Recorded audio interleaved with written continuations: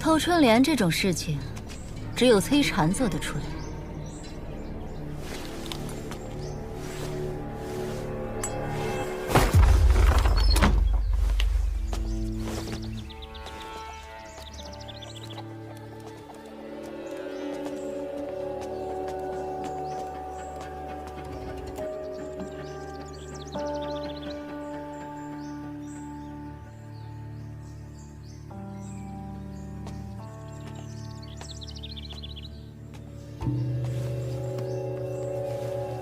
这些书在大离京城市价多少？奴婢回娘娘的话，最多60文。看来儒家圣贤们的道理越大，就越不值钱呢。算不上富贵人家的日子，不过还挺自在。娘娘对殿下用心良苦，苦其心志，劳其筋骨。这话就虚伪了。真正受苦的孩子是隔壁那个孤儿。我家木儿可称不上吃苦。福禄街卢氏送来的那几页，连他们自己都不敢翻看的古书呢。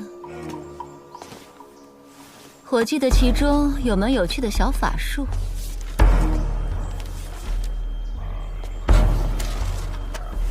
天地相通，山壁相连，软如杏花，薄如纸面，五指一剑，急速开门，奉3山9湖先生律令。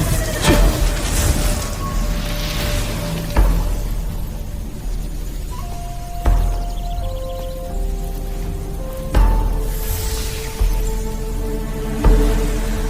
有意思，书中记载神通与当今几派术法差异很大。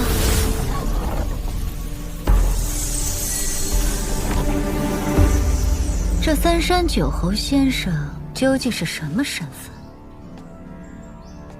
可有些人命好，随便怎么折腾都是享福；有些人命贱，生来就是吃苦的。小家伙，日后找我报仇之前，你至少要和云霞山、正阳山、书简湖这3方打交道。等找到我，牛年马月了。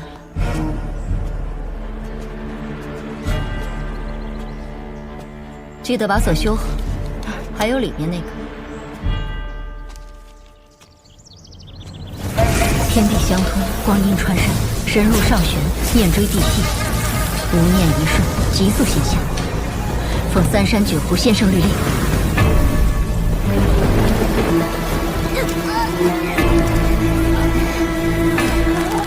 因为你违背了大姨娘的誓言。我家木儿几句玩笑话，算得了什么？你一个小贱种的誓言，又值得了几个钱？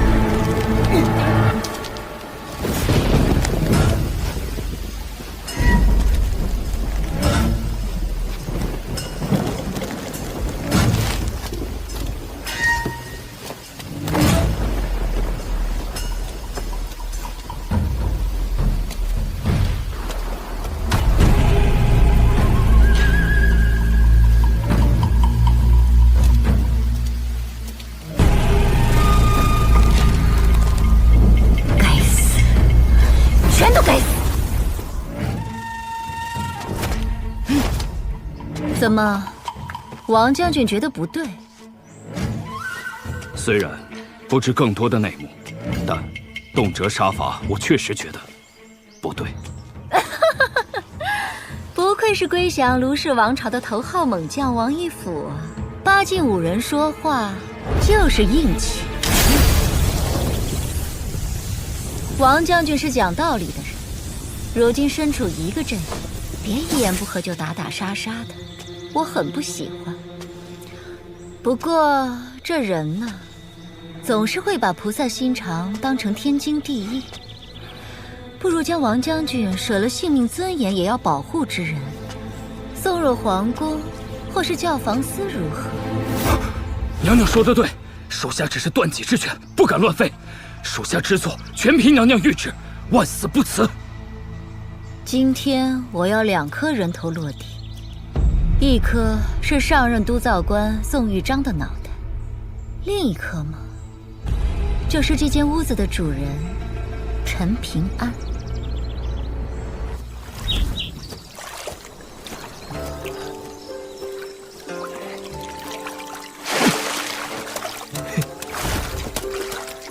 小宝平，你听齐先生说过外面的世界吗？当然说过，咱们浩然天下有9个大洲，我们所在的东宝平洲是其中最小的一个。但即便如此，宝平洲依然藩国无数，王朝如林，奇人异事数不胜数。更别说外面的北俱泸州、南婆娑州、中土神州、皑皑州，还有金家。我刚才仔细看过了，接下来顺着铁夫江一路往南，过了齐墩山，到了一个叫红竹镇的地方，就能走水路了，脚程会快上许多。哎，陈平安，鱼！以后钓鱼抓鱼这些事，你都可以教我。还是我来吧，我本来就是照顾你去山崖书院求学的。齐先生说过，富集游学怕不得苦，就是要背着书箱，一边游历山河，一边砥砺学识，两者缺一不可，不然就是瘸子走路，东倒西歪，走不成正道。那如果以后路过竹林，我给你做一个竹书箱。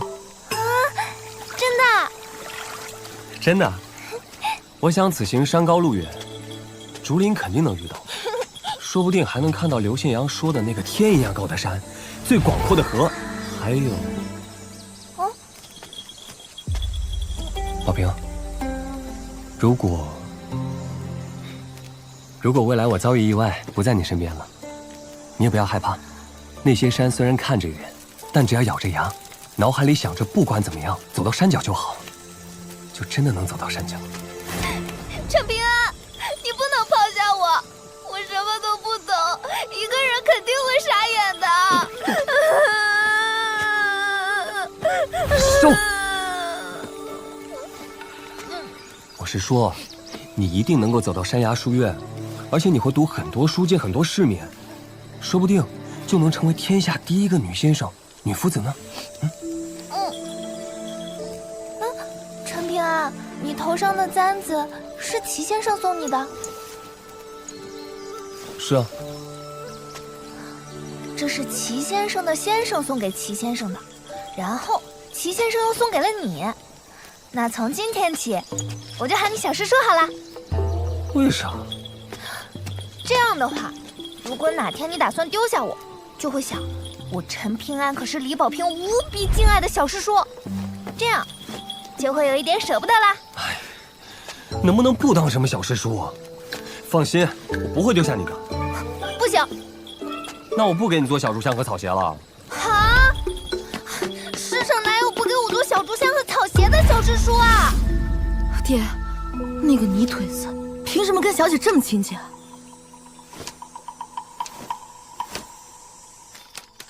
陈平安，你家门锁不知被谁给弄坏了，放心，幕后罪魁祸首我一定帮你查清楚。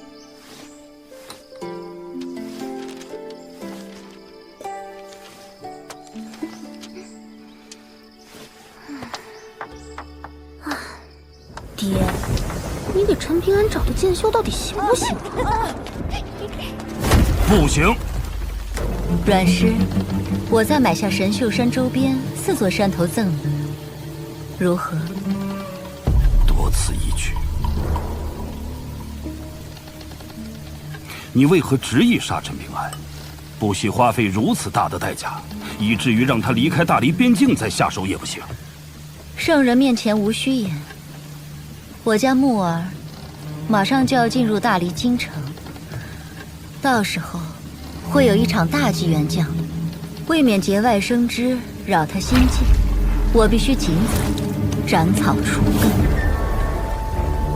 阮氏只管开价，只要你肯点头，我甚至可以说服陛下，为阮姑娘将来正大大开方便之路。不但我本人，就连国师崔禅、藩王宋长敬，都可以为阮姑娘正大助一臂之力。以后你不要进入龙泉县地界，否则别怪我出手打女人。罢了罢了，大不了就等到了大黎边境再说。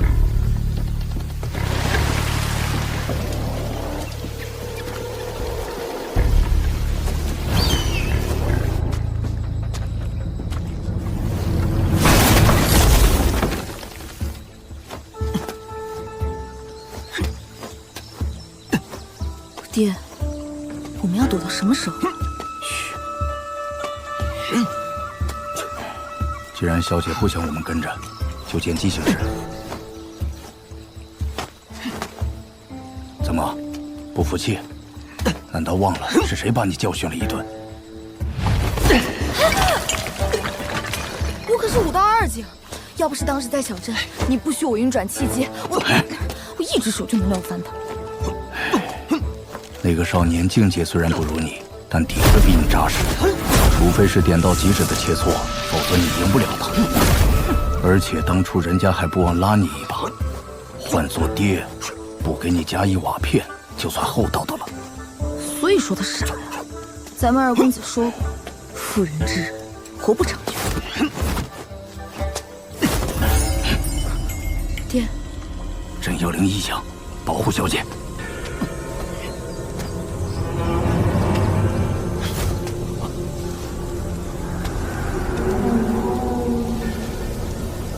宝平，身后。小师说，书上说，这世间有山精鬼魅，妖物作祟，他们性情暴戾，喜欢引人心肝做下酒菜，尤其是读书人，则会最为险难。你平时看的都是什么书？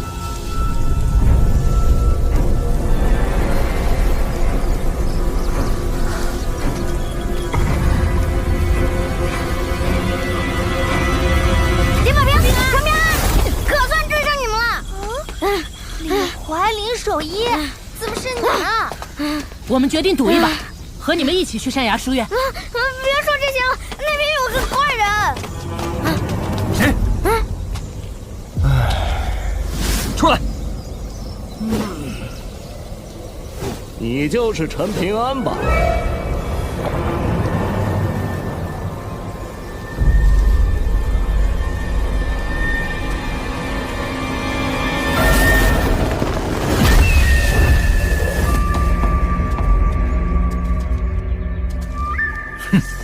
故意绕开主路，专挑这等险地。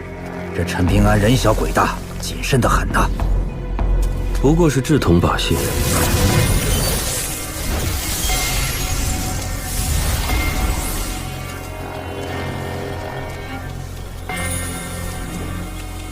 跟好他，等出了大黎边境，去人头复命。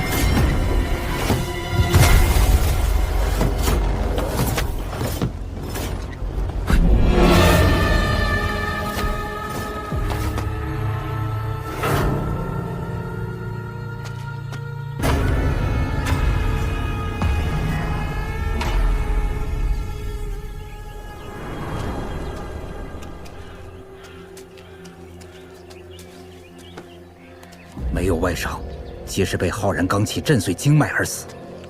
动手的定是名武夫，走的还是霸道至极的路子。想必是娘娘飞书中提及的圣人阮琼。无妨，出了大黎地界，他便有通天的本事，也不敢阻拦了。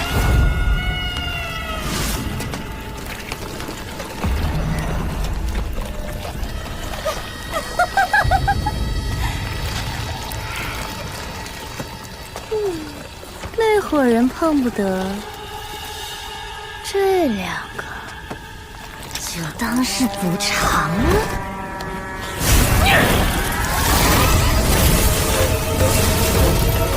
不要打草惊蛇，速战速决。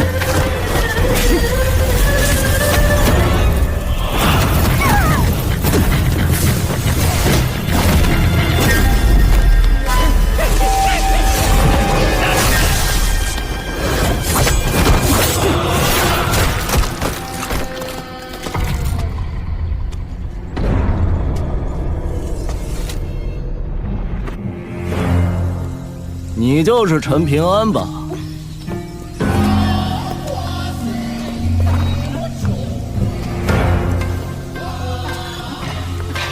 你好，我叫阿良，善良的良。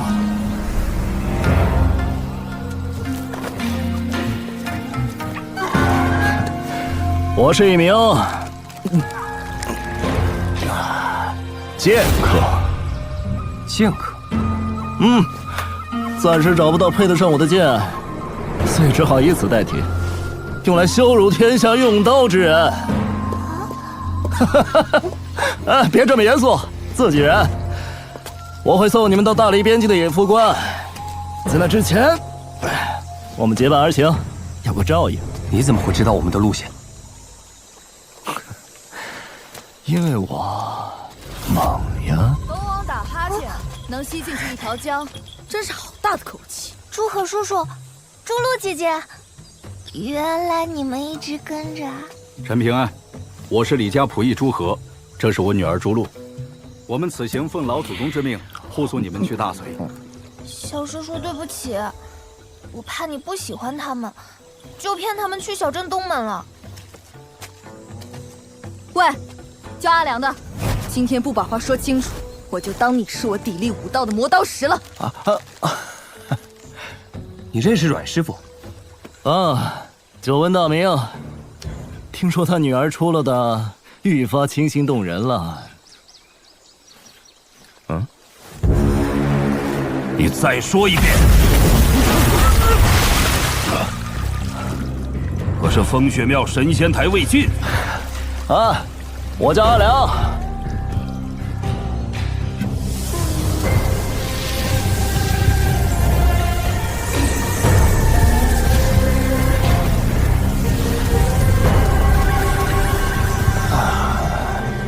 能不能借我喝两口？记得还我。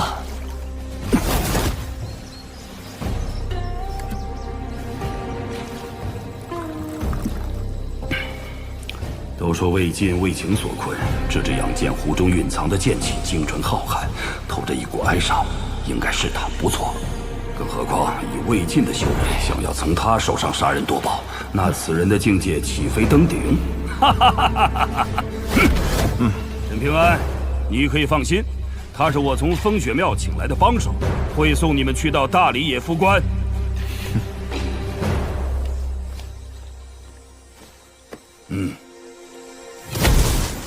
凭什么小师叔和我要带上你们两个拖油瓶？喂，我们好歹也算生死患难之交。石春家和董水井确定不一起吗？他们都有了好去处，只有我俩不跟你们混，那可就真当乞丐了。那就一起动身。哦，太好啦！走喽，走，快呀，快呀！哎呀，倒霉孩子，下来！你算哪根葱啊？我是你失散多年的爹，亲爹。难道这小王八蛋的爹娘真有一段不可提及的伤痛往事？哈哈，上当了吧？跟我斗！哎呦，谁且小那么多呀？阿良，你要是考虑把驴子放我，我回头让我娘改嫁，咋样？小笨蛋！不听不听，我们念经。小王八蛋，笨蛋，你是不知道我的厉害。是吗？你有多厉害？剑道至高境界，无剑胜有剑。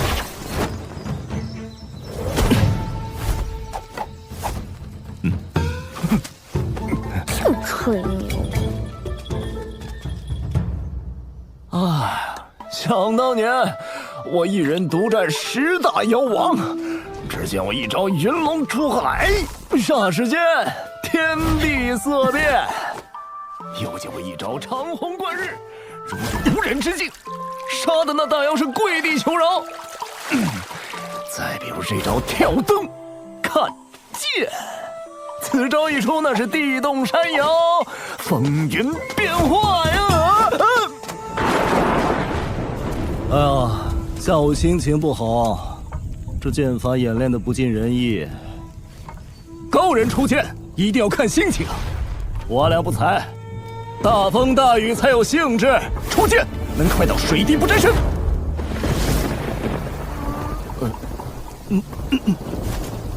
看啥看？老子脸上有花呀！哎，你们还有没有一点慈悲心、怜悯心了？看，让你们看，多找个趁手之物的。我去山上找，今天高低让你们见识见识上乘剑术。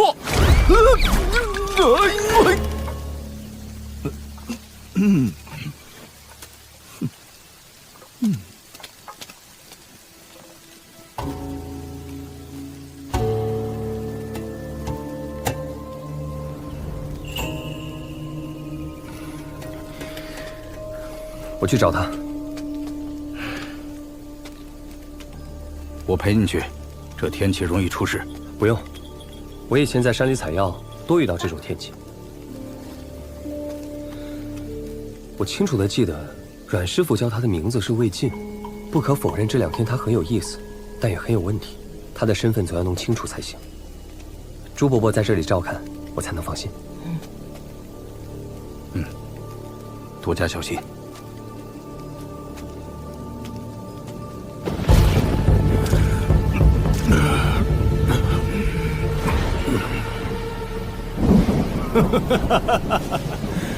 总算来了，可否等我喝完这碗酒啊？娘娘，那个倪萍巷少年是殿下的心结，他该死。但宋玉章是皇上钦点之子的官员，建造廊桥有功，为何要杀他？小镇廊桥，风生水起4字有多少笔画，就有多少宋氏子孙在此凄惨枉死。既然宋玉章知晓了此事内幕，那他就必须死。可真正让他必死的，另有其事。能不能帮我捎一句话给宋继新啊？如今应该叫宋牧了。说那个叫宋玉章的家伙，这么多年一直都想跟他要一副春联儿。真当他是你的私生子了？你这不是找死是什么？宋牧是他私生子的传闻闹得人尽皆知，他宋玉章非但不知收礼，还敢对宋牧流露出父子真情，真是该死！我宋玉章年少时喜读游记，看到东保平州最南端的老龙城，常年有大潮拍岸，天下壮观。那就当这一碗大礼酒是那南海大潮之水。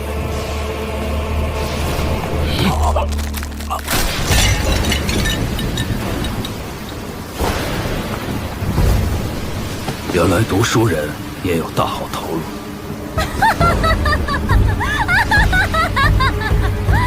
就是不知道这另一颗人头又能有几斤几两。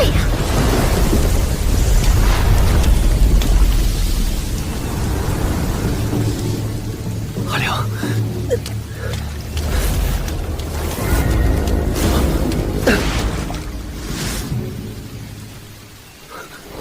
陈平安，跟你一路着实辛苦，想向你借样东西。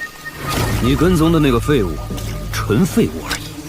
不瞒你说，如果你留在那个武夫身边，或许还能再多活几日。很不巧，是你的小心谨慎，送了你自己的性命。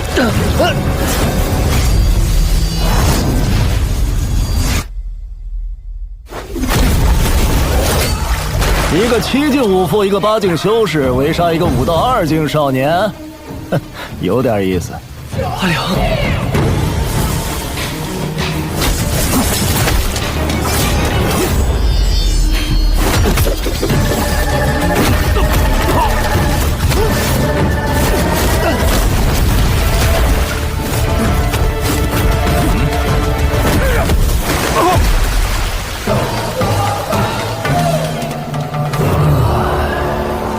别留手，用全力！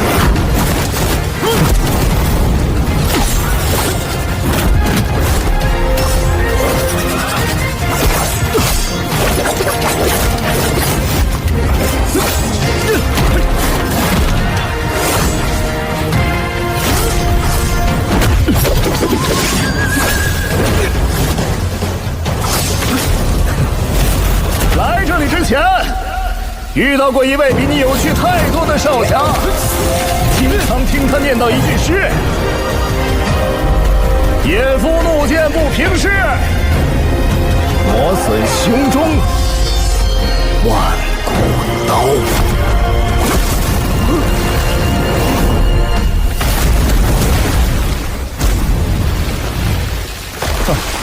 如何？是不是觉得这句诗很适合这种天气？杀人之后拿出来读一读。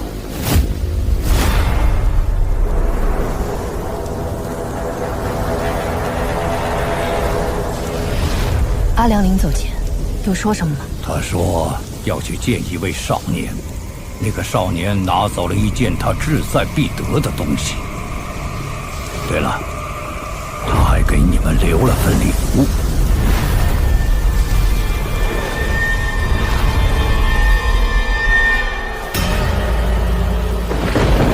我来找你，是为了你头上的那根簪子。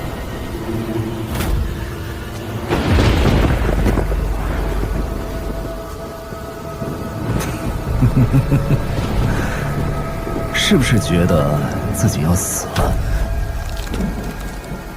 你到底是谁？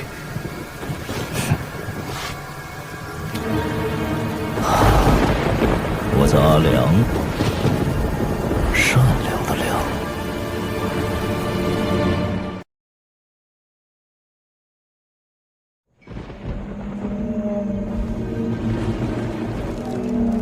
我来找你，是为了你头上的那根簪子。这根簪子很普通，只是普通的玉簪。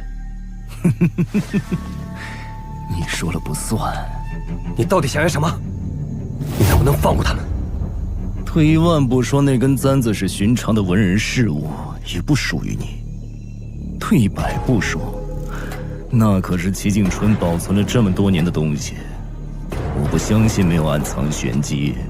如果只退一步说，那就更厉害了，它甚至可能是一只文脉星火相连的幸运。陈平安，你觉得戴在你头上合适吗？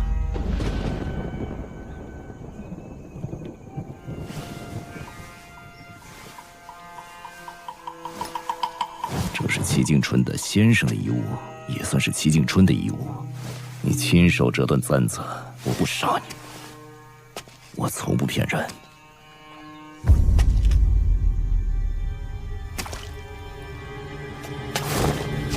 还真有点像。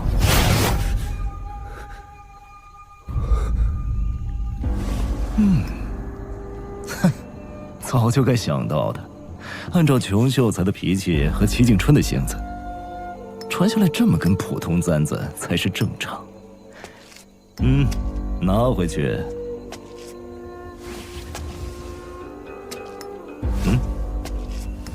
以后别做傻事，哪有死物比人的性命还重要的？活着，就是这天底下最大的道理。不管怎样，活着就有希望。记住，以后不管遇到什么，都不要对这个世界失去希望。阿良，你认识齐先生吗？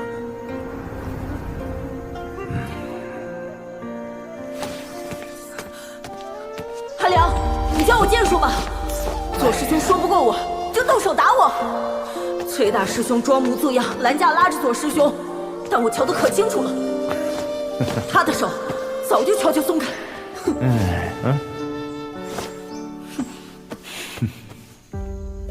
齐敬春对这个世界很失望，那是他的事。你陈平安别学他，你还没有见识过这个世界的好与坏。更何况我阿良又不是读书人，你陈平安暂时也不是，所以，知道吗？你拿走了一样我以为是囊中之物的东西，我甚至已经在那个地方刻下了一个字，结果等我屁颠屁颠回来，是这么个惨淡光景。所以，你以后没有本事在那里刻下2、3个字的话，看我不休你！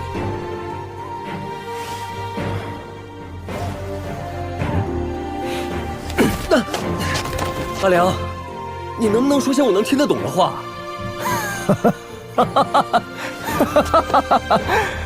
可以啊，我叫阿良，善良的良。对对对，我是一名剑客。就这么定了，我会送你们到大理边境，相信到了那个时候，那帮孩子也能轻轻松松远游求学了，暂时不会有乌烟瘴气的事。但在那以后，你就得自求多福了。能不能带他们走到大翠山崖书院，能不能活着回到大理龙泉，全看你自己本事。阿良，谢谢你。我之前觉得你不像个好人，但现在我可以相信你了。不信哪够啊！你小子以后见到我这种绝世高手，要发自肺腑的尊重，知不知道？阿良，你那么厉害，你打得过朱和？哎，陈平安啊，你怎么比齐景春当年还讨人厌啊？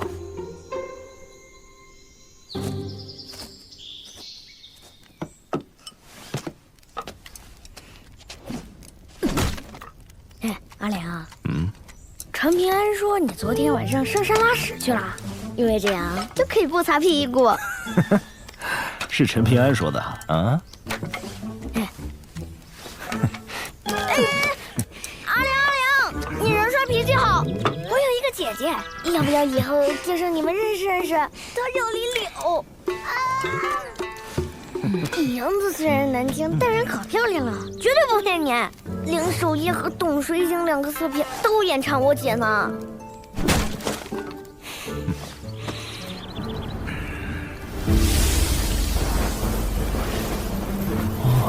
难怪这臭小子走了这么久，脚底板连个水泡也没长，看来从小就被高人倒体魄。哎，李怀，我那老丈人姓沈名谁啊？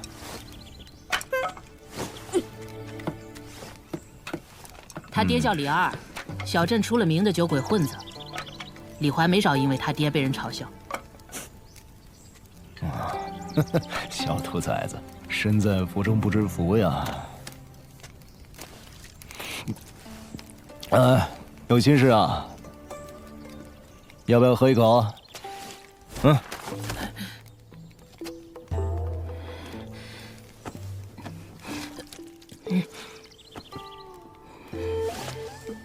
再试一口。哎，不贪杯才有乐趣。什么好东西？我也要喝。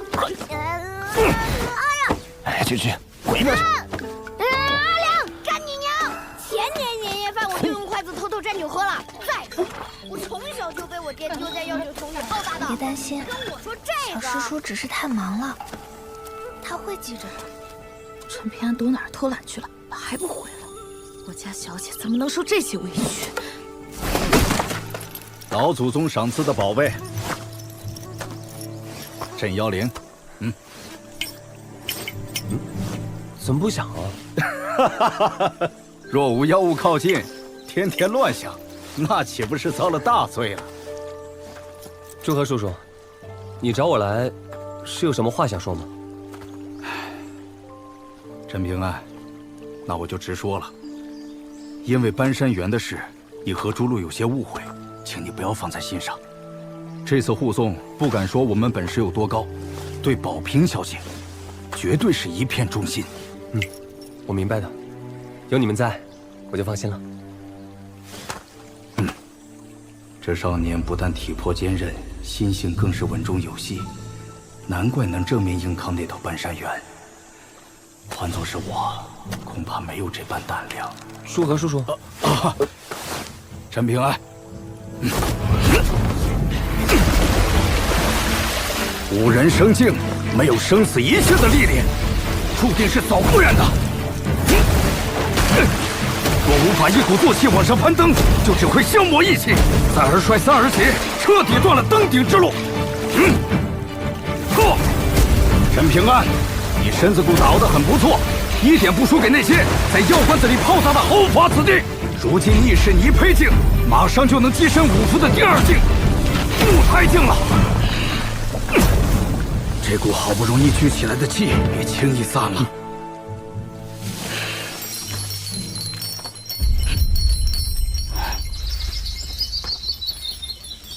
此地不宜久留。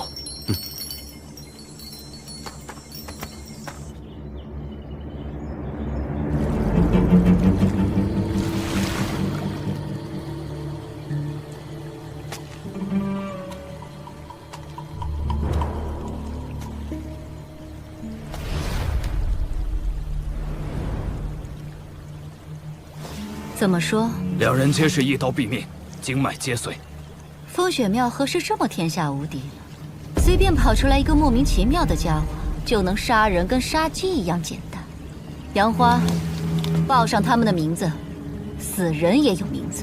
是，李侯武道第7境宗师，胡英林第8境修士，兼修飞剑和道家符箓。两人20年间从未失手，更是为娘娘出生入死，为我大黎立下汗马功劳。好啊！我记得那齐敦山黑白子彼此厮杀吞噬已持续100年，如今不知道怎么样。仅剩1黑1白两子，吃人无数，是否需要礼部出马围剿清肃？不必，留着有用。是，我倒要看看你有多大本事。我想杀一人，还没人能拦得住。小师叔，那边有竹林，好看吧？小宝瓶，马上入夜了，再好看的竹林也不能过去，要小心。怎么又是鱼汤啊？小兔崽子，别挑三拣四的。那，如果以后路过竹林，我给你做一个竹书箱。李宝瓶，小师叔已经很好了，要知足。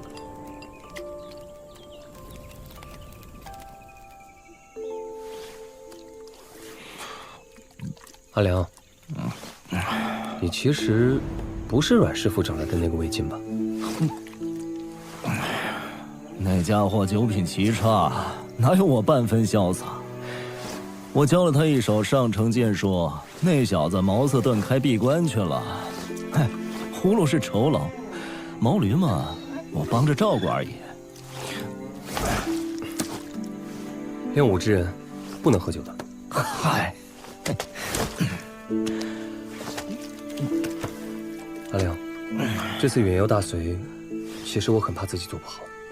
哎呀，你做的已经足够好了。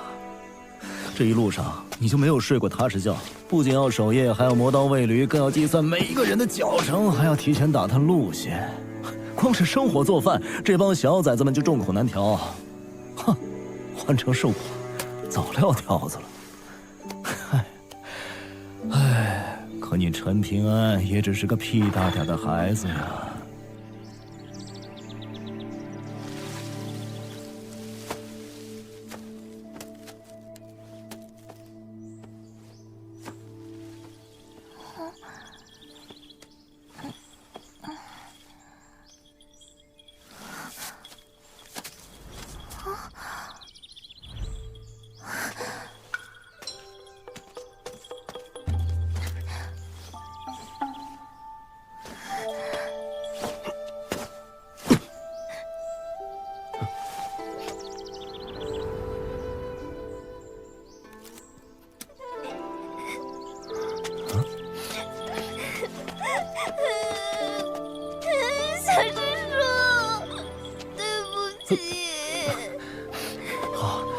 不哭，啊，是不是小师叔做的不好看？小师叔只见过1次小书香，等以后见着更好的了，你告诉我。没有比这个更喜欢的了。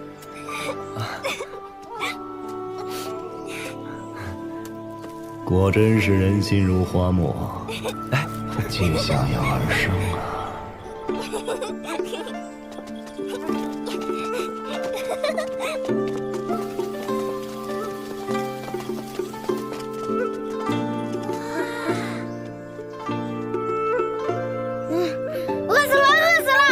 小爷，我饿得要吃土了。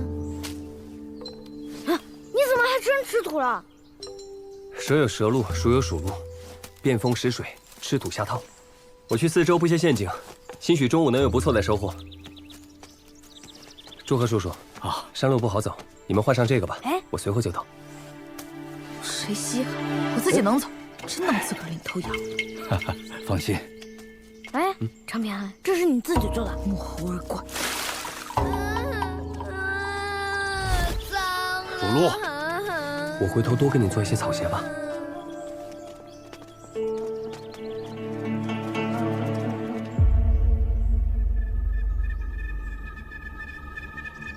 我虽已知五夫五境，但从未离开小镇，欠缺实战。若真要对付古怪东西，怕是悬。为保万一，只能如此了。分离经山神符一张，脚踏魁罡二字，合其一口，可向山神土地借取一山，气与地连。啊，这张符箓可承受不起月子的重量，我劝你起个别的月子得了，省得请神没成，还惹恼了山神。阿良前辈，这茄墩山真有那土地或是山神盘踞，为何还有这么重的阴煞气息啊？谁跟你说山神土地就一定是好人呢？小师叔呢？小师叔怎么还没回来？啊！阿良前辈，你去找陈平安，我继续完成这道搓壤成山诀，如何？好。啊，那你自己小心啊。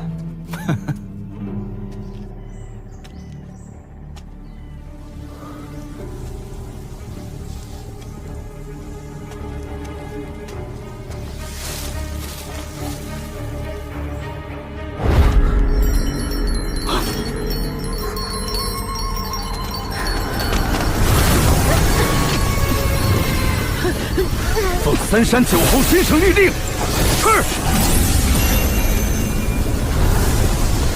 完了，山神作祟！我们不要自乱阵脚。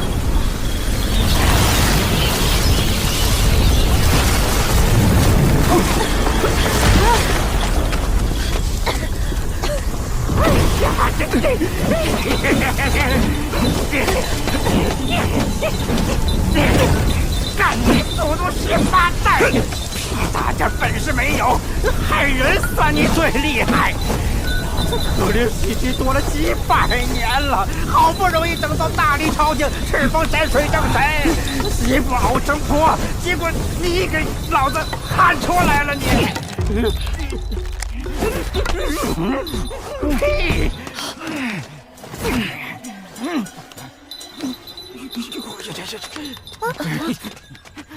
有本事自己去杀那对畜生啊！啊！你在躲谁啊？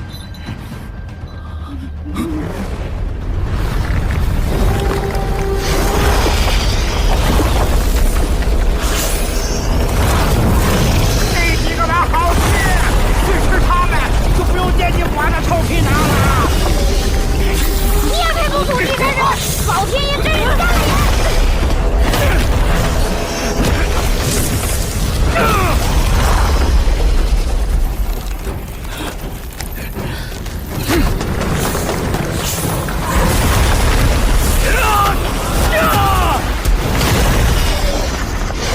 别等你！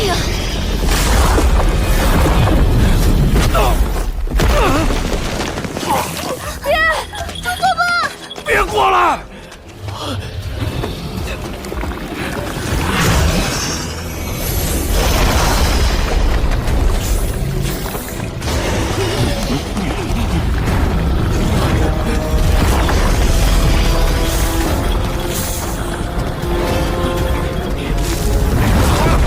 我毕竟是土地神器之一，你吃了我，将来那些山水正神一定会给你下绊子的。你吃了儒家小娃，为走将华龙奠定基础。你同样吃了我，顺利篡位成下一任山神。好算计呀！我认栽，小老儿认栽了。求求你，我不想死！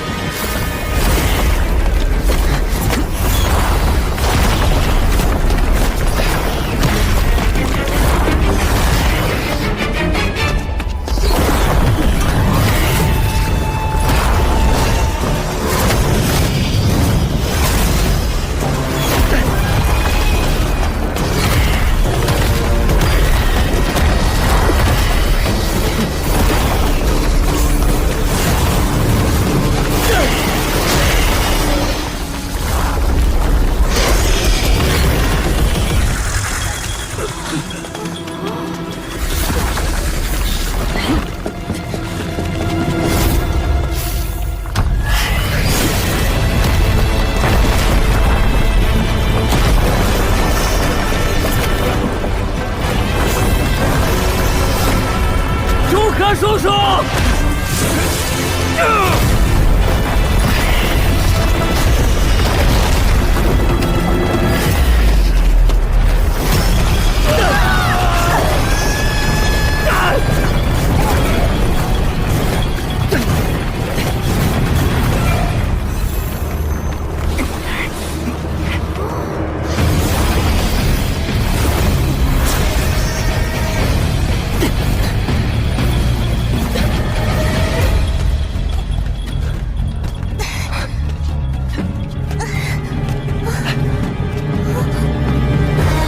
没完没了啊！爷爷，我让手，没啥滋味呀！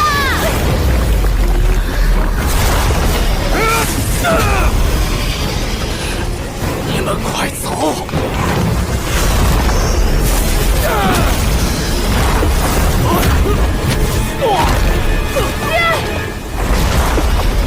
宝平，在这里不要动。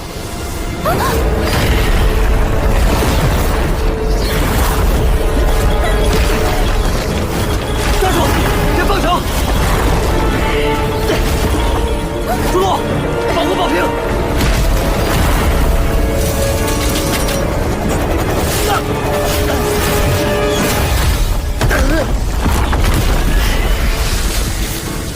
小师师，小姐，别过去！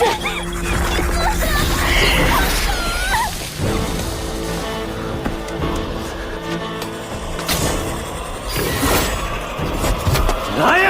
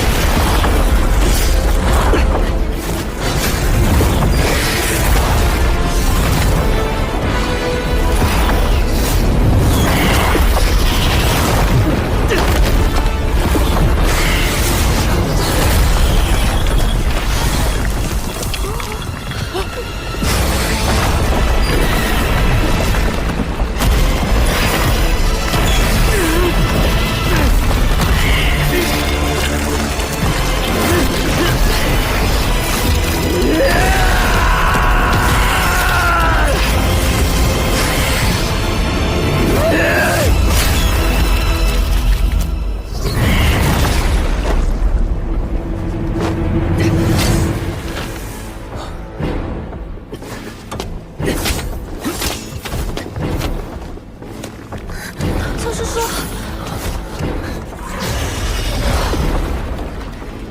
他为什么回去了？不对，这两条蛇灵智已开，为何不来援护？他们好像不为吃人，像是在拖延时间。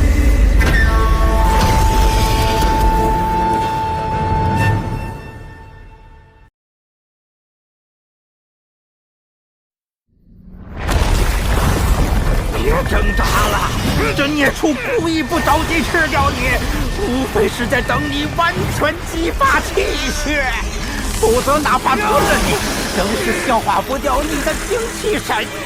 要晓得，那才是真正的大补之物。束手束脚，窝囊是死，不如放开手脚，痛快一战！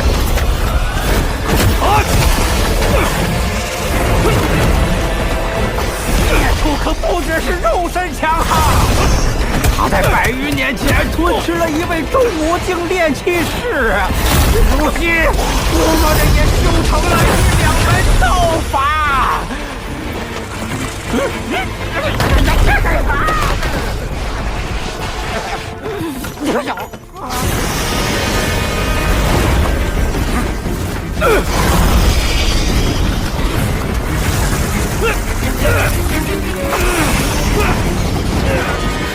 快，把此诀踩平，我就能不受此符束缚，助你们一臂之力。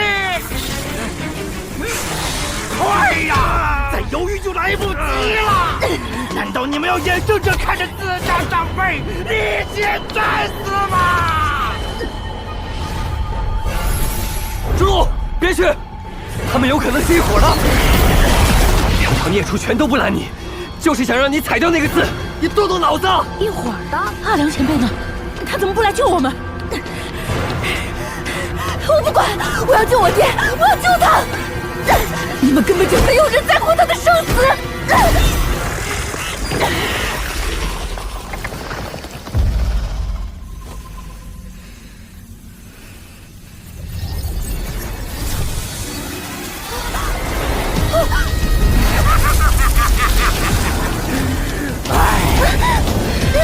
真是费劲呐！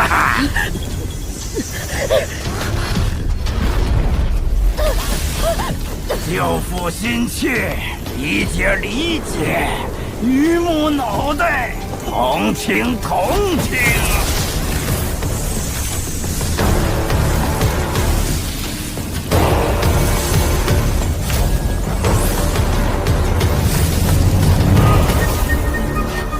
按照约定，我帮你们对付那个藏头藏尾的斗笠汉子。至于这些家伙，随便你们处置。骗人！你骗人！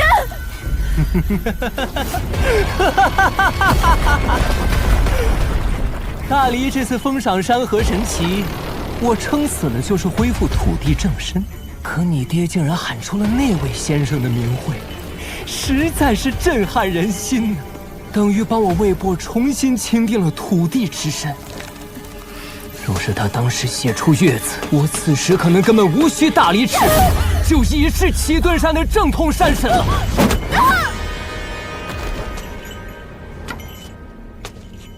那个阿良呢？不拜山头也就罢了，还敢做我的交椅，还从中做个让月降字，给我滚出来！滚出来！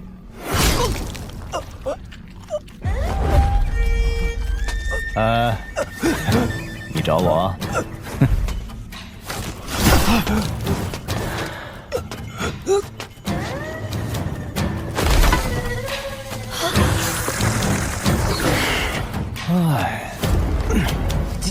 前辈，今日误会，是我唐突了。你们仨配合的真是天衣无缝啊！尤其是那张狂的笑声，很精彩，我喜欢。都别动！哎呀，快夸我，夸我呀，使劲夸我，我金夸，再肉麻我都接得住。阿良，你是不是又拉出去了？你要是晚一步，以后就没人陪你一起撒尿了。你大爷！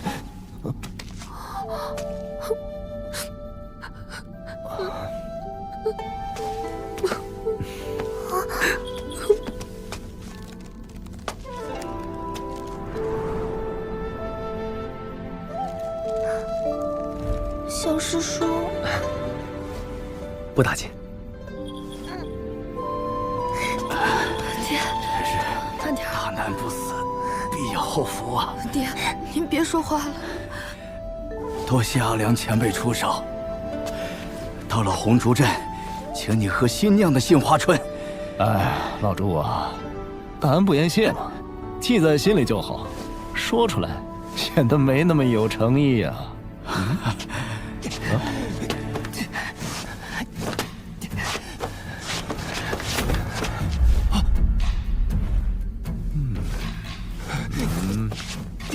坑见大姐，不要再戏耍小的了，杀了他们！为什么？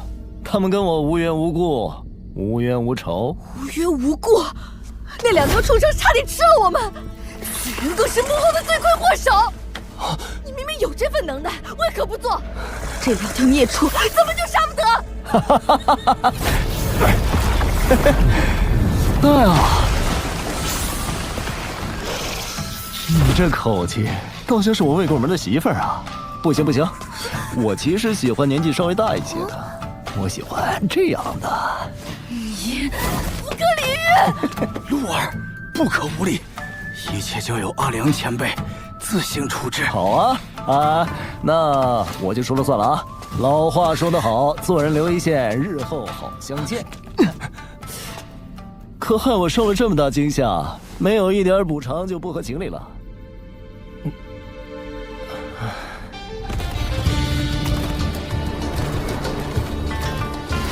我的亲娘嘞，头一回做这么大的乌龟。阿良，你总算做了件善事。我要是有阿良的本事就好了。你能吃苦？当然。吃不了。那你就多看点书，争取以理服人，以德服人。我娘说过，谁吵架嗓门大，谁就有道理。我家本来就穷，我爹没出息，我姐也扭扭捏捏的，注定要嫁人。我就怕，等我娘老了以后，吵架吵不动了咋办？我要是靠讲道理，我们家岂不是得被人欺负死？所以，阿良，你什么时候再做一件善事啊？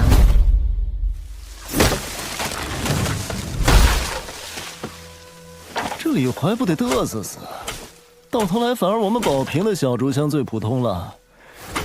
这片竹林算是他魏部的老底子，积蓄了100年的山地灵气。如果我是他，宁可多舍弃些竹子，换心中畅快。对于我来说，胸中那口气是否纯粹，要远远强过积蓄什么山地灵气。哎，之前跟你说的那件事，考虑的如何了？我会试一试。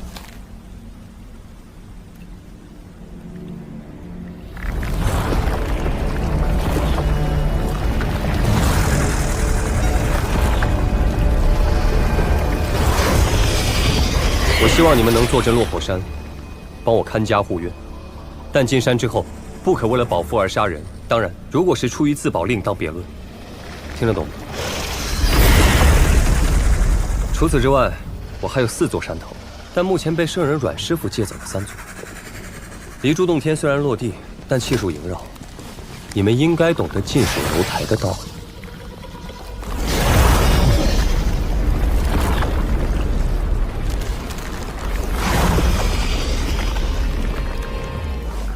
奇墩山比起我家的山头，灵气肯定远远不如。你们在我家地盘上修炼，应该会事半功倍。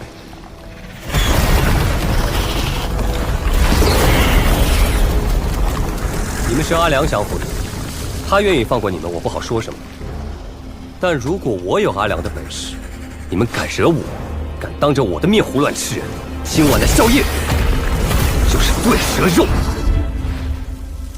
别插手，祸兮福所倚，福兮祸所伏。他陈平安是有，你也是有。大仙，这是何意？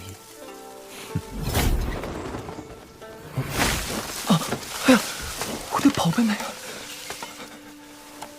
你这压箱底的家当，是不是来自珠海洞天？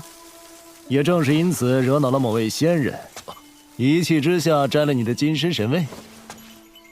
奇墩山土地未剥，在下被前朝神水国末代皇帝敕封为山神，后王朝更迭，大黎宋氏崛起，在下因为某事惹恼了宋氏开国皇帝，又惹恼了仙家朋友，身份一落千丈，终是落得个从土里来回土里去的下场。如今仍算是戴罪之身。哎呀，真惨啊！大仙是如何晓得这根青竹杖的根脚？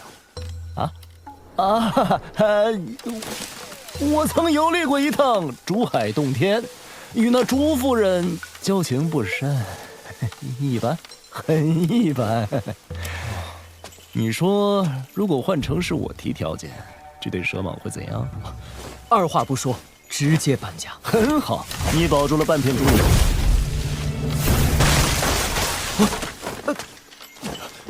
大仙息怒，大仙息怒。我听说这对蛇蟒本是神仙棋盘上的黑白子，黑子是屠大龙的关键，所以知道进退，志向深远；而白蟒只是一颗弦子，行事便完全顺从本心。那你还敢让他孤身赴会？你猜他陈平安会不会求我出手啊？那肯定啊，没人会拿自己的命开玩笑。好啊，我们打个赌，我赌他会求，你赌他不会。那要是我输了，你输了，剩下的半片竹林就没了。我还会把你打回原形。敢问大仙，小人赢面有多少？1/10。1%。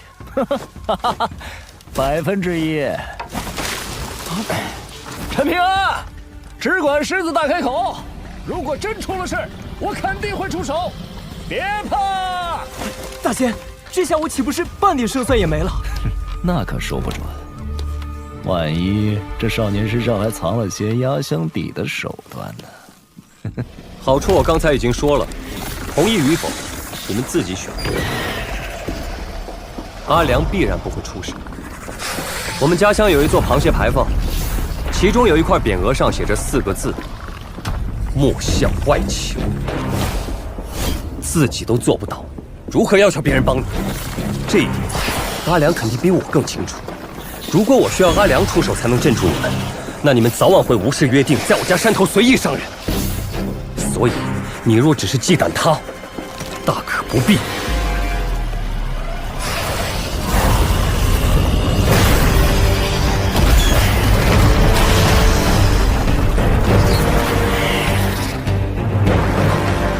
你真的不救他，会死人的。让他自己选择。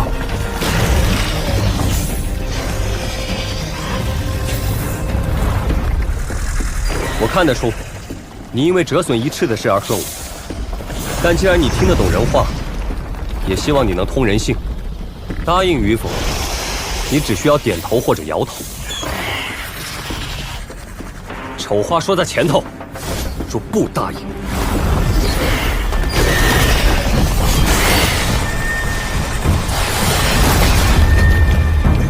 这下出事了。那也是他自己选的。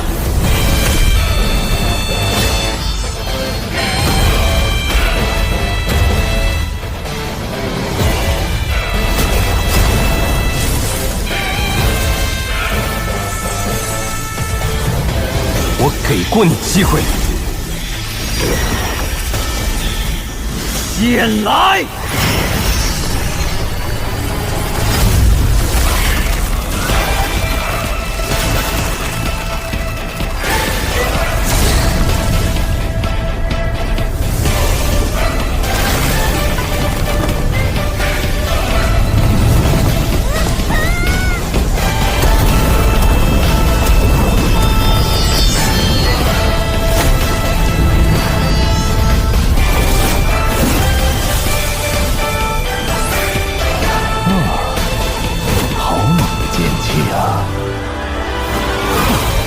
不愧是他所赠。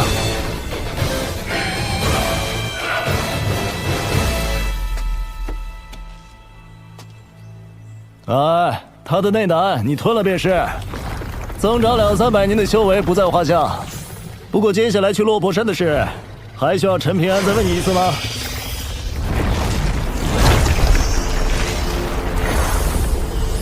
相依100年的伙伴，竟真能同类相识。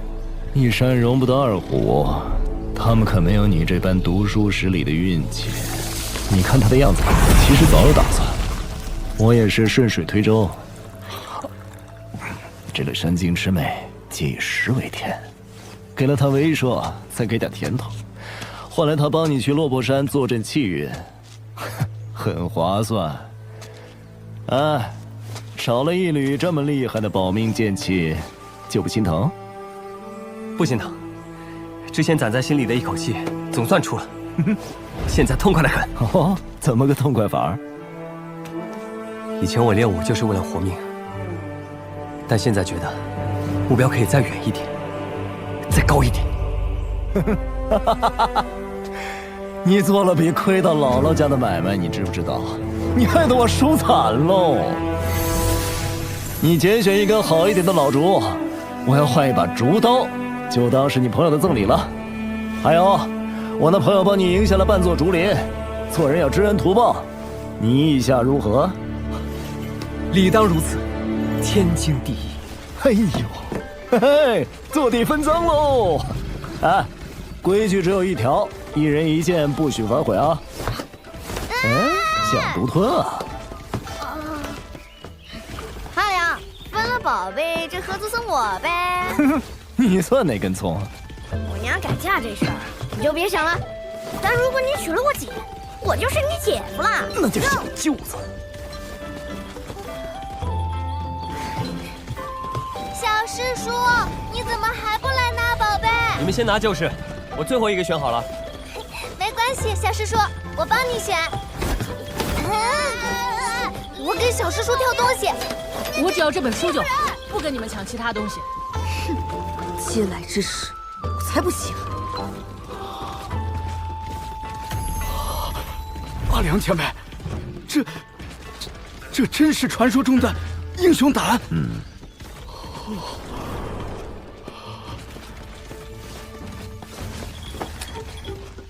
这是我给小师叔。哎，你收下吧。以后再寻一只养剑葫芦，与之降服到一左一右悬挂腰间，招一匹高头大马，穿一袭红衣，策马走江湖。哼，哎呀，谁不喜欢这样的姑娘呢？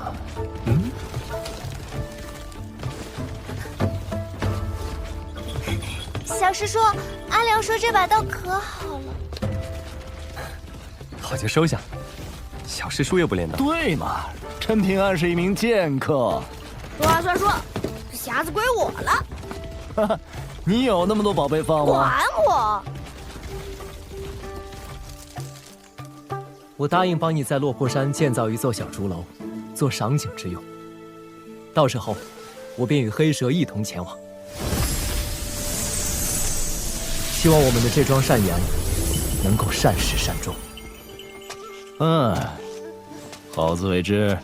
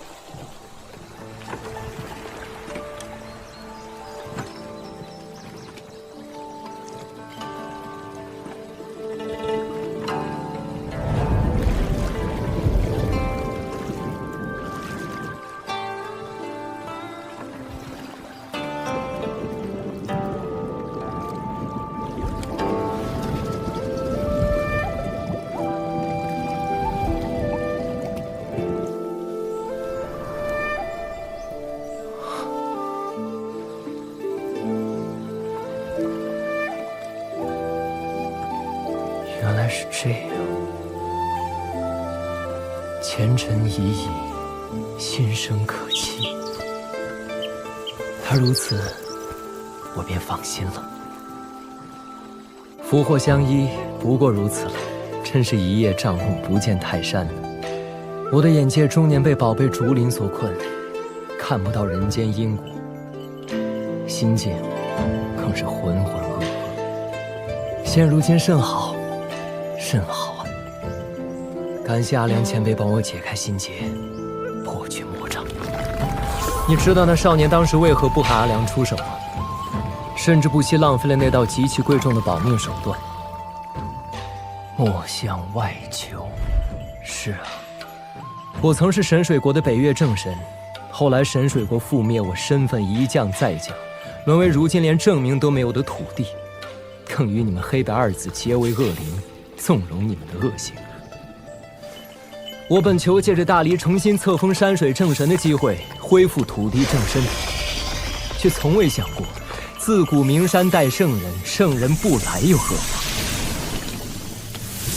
我自可潜心成圣。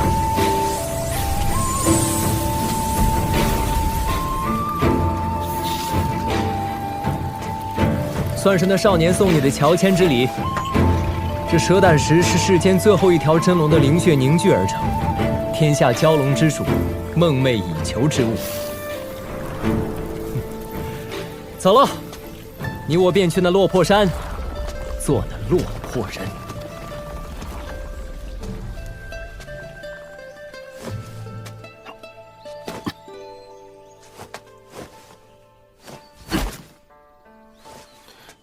阿良说齐敦山的竹子很珍贵，要不要小师叔再给你重做一个，跟李怀他们的不一样？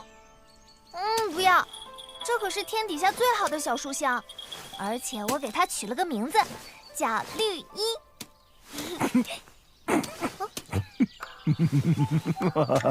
这是什么配色呀？幸亏小宝瓶够可爱，不然能让人笑话死。阿良，等落魄山的竹楼建成，你给取个名字吧。就叫阿良很猛楼。那我换一个含蓄些的，就叫猛字楼。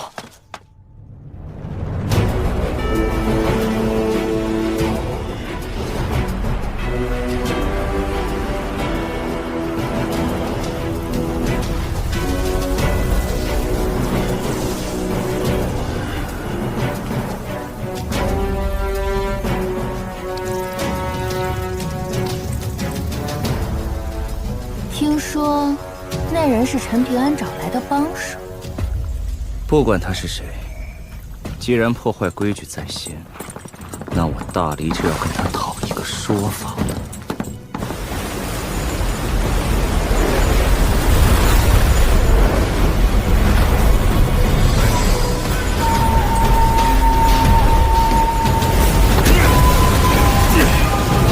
我很好奇，那个叫阿良的刀客有多强？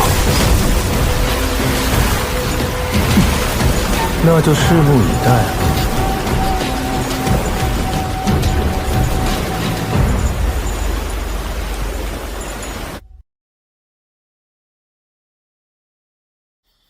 朝廷密令，方圆千里之内的山水正神、土地河婆、城隍阁和文武两庙神祇，形成四方围剿之势，皆要出手截杀一位名叫阿良的佩刀男子。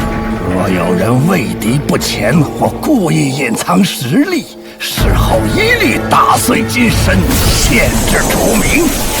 我等生前已为大黎战死过一次，如今得享香火数百年，就算拼了金身碎裂，也要让那狗胆恶僚于此受首。红竹镇城隍拜见吏部郎中大人。此次围杀是各位建功立业的大好时机，如今我大黎铁骑的南下脚步势不可挡。一旦版图扩张，只会空出更好、更高的位置来，所以就有劳诸位了。定当全力以赴。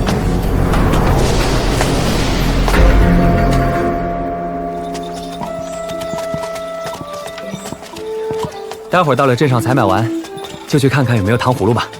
小师叔，咱们买2串小糖葫芦就行，小的好吃。陈大爷不想走了。你上驴干嘛？快滚下来！老子数到3啊！ 3，我就不。小兔崽子又屁眼了驴是吧？都没叫，你给我叫什么？爹，山野境内通常无法靠近封建的城镇，对吧？那应该可以松口气了。行了，走。你们呢？关老爷，我们请大人行个方便，通融通融。没有护戒官文就滚吧！还不快滚！妨碍关隘通行，依大黎律，杖20。我家老祖宗没交代过此事，护牒官文我更不懂是什么东西。爹，护牒官文是通过关术时必备的通行证，大黎军阀赏罚分明，要么极轻，要么极重。咱们老百姓跟这些兵野起冲突，占不到便宜。哎，等一下，干什么呢？护牒官文，挺上道。干你娘的阿良！本大爷要宰了你的驴！放下他们！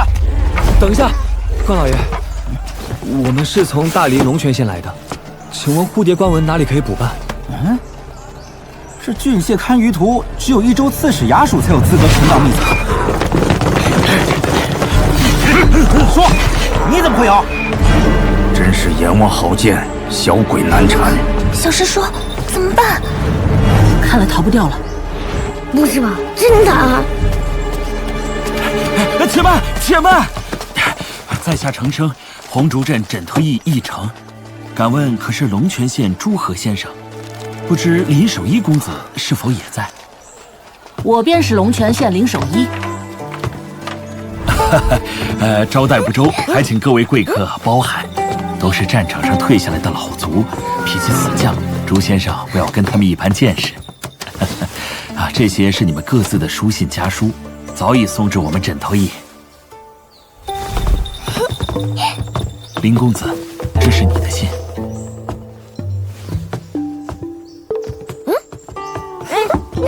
第一封就是宝瓶的。啊，宝瓶，还是宝瓶的。我有3封。怎么连陈平安都有啊？还好咱俩同病相怜。哎呀，想我没有啊？狗东西，给我滚出去！晚些时候我带各位到镇上走走。你怎么还有脸回来？唉，怕你少了个爹呀。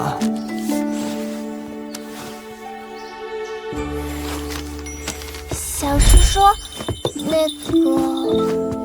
如果有不认识的字，我会问你的。好。放开，放开！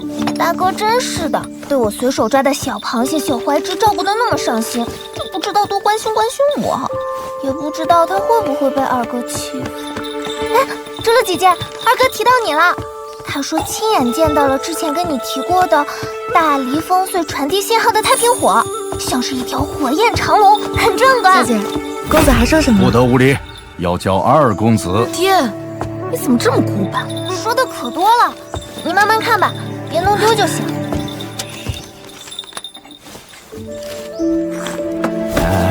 猪怎么回事啊？满脸春风的，比平时还要漂亮几分呢。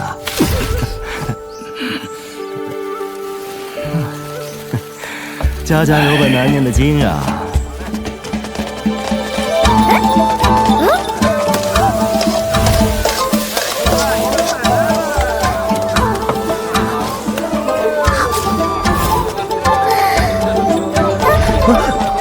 拿好。你慢点。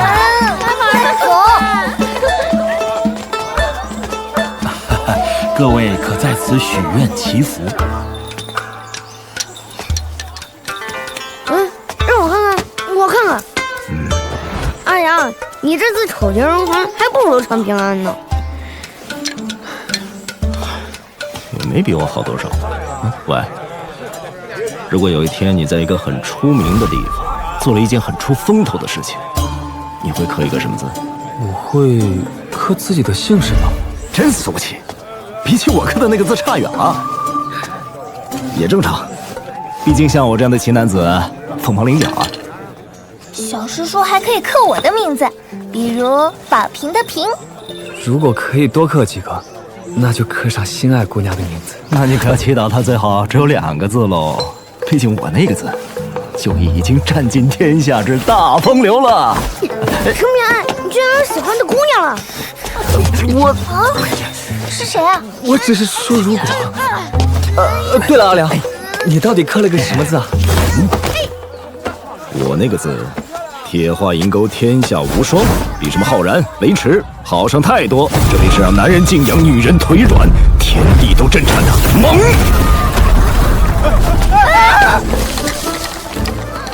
怎么样？老夫刻字时可是一剑劈开12重雷劫云呐！哪个猛啊？当然是我阿良很猛的猛啊！有猛斯文，真是光屁股拉磨，转着圈。兔崽子懂什么？信不信我随便做出猛事出来吓死你？鹿儿，爹的话你可能不爱听，但齐墩山巅一战，你确实做错了。爹，你难道要我眼睁睁的看着你死在那儿？不是陈平安他爹，他当然不担心了。鹿儿，陈平安，你们先走吧。阿良，我要骑在你头上。小王八蛋，赶紧的，挑好没？本店书籍概不还价，是赚是赔，全凭眼力。小师叔，我想好了。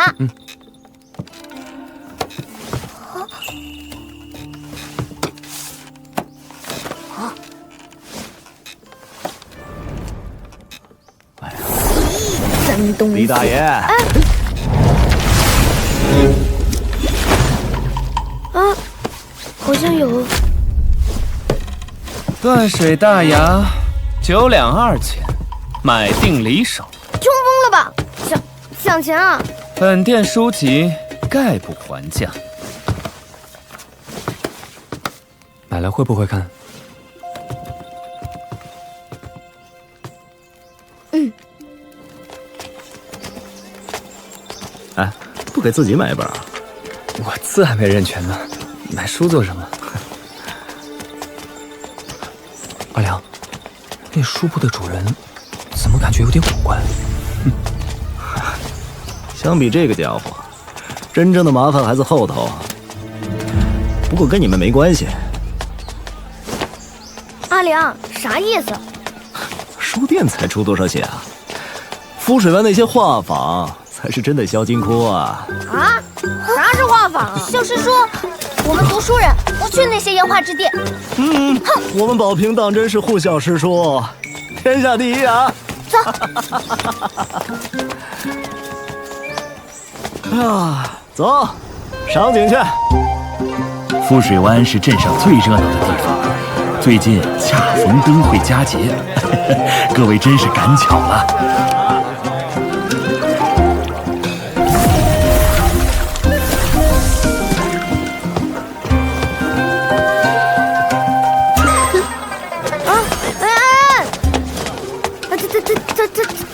他们怎么？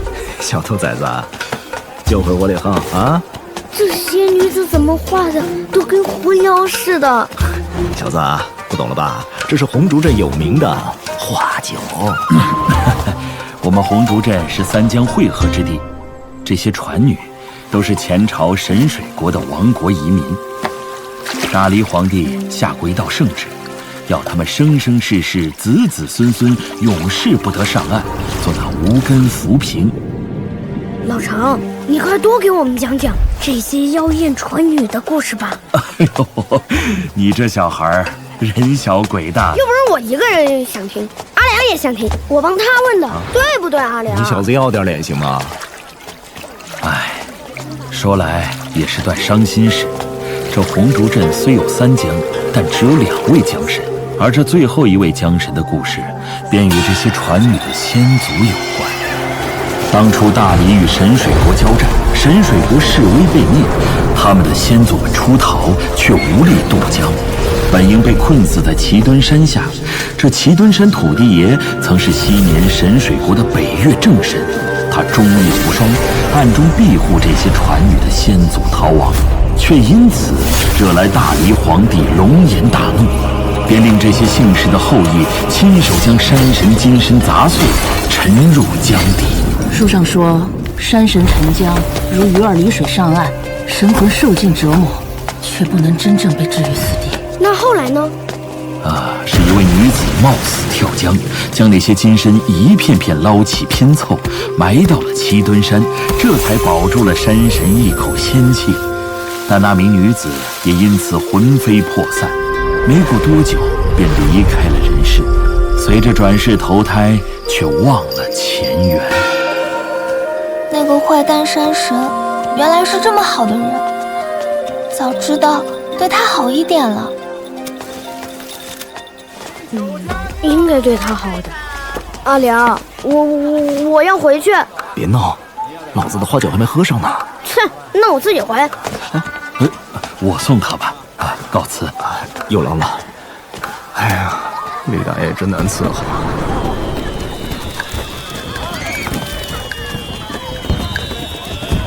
鹿儿，找了你好半天。本来想买把匕首，路上防身用。爹之前严重了，你别过意不去。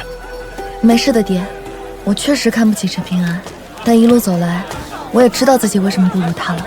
哦，二公子说过，命好的人躺着也能享福，命不好的人来这世上就是遭罪。他陈平安命不差，至少不用喊别人小姐、公子。前辈，你说陈平安他平时这么抠门，为何买书时又这么大方？对自己人大方点没什么。再说了啊，他这买卖也不亏啊。那本断水大牙是不是很值钱？有些年头了，怎么都该值个几千两银子吧？难道小镇以外的世道，钱才是最不值钱的？市井中的黄金白银任你堆积成山，开销起来不过弹指一挥间的事情。普通人一生的积蓄，这些人却能随手挥霍掉，真是人各有命，富贵在天。出身是没得选，可活法有的选，毕竟路都是自己选的。爹，没有关系，二公子说了，到了大黎京城，有的是法子脱离贱籍。等军功积攒够了，说不定我还能成为高明夫人呢。我家女儿长大了，回头你和陈偏说声对不起，这事儿就过了啊。等到了大黎京城，我倒要看看是哪位世家俊彦能娶到我的女儿。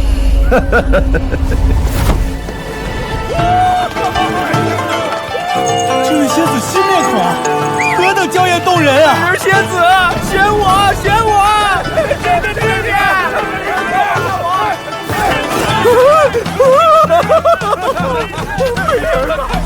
守身如玉，正人君子，死了自头上一把刀。仙子，仙子，你别走啊！啊，别！阿良前辈，让我来！姑娘，仙子，别走啊！金子喜欢吗？金子都不喜欢，仙子喜欢什么尽管开口啊！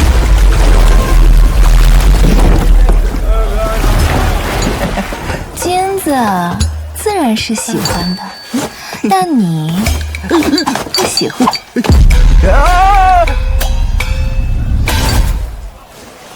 谢官人。哎，不是，那什么，阿良前辈。不过这位小少爷可以独自登船。啊？哎呀，这小子没钱，这是何意啊？我可以不收他银子。阿良前辈，别叫，你要脸。小少爷，不上船吗？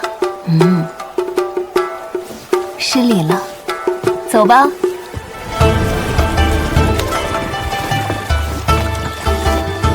哎，白给的都不要，你小子没救喽！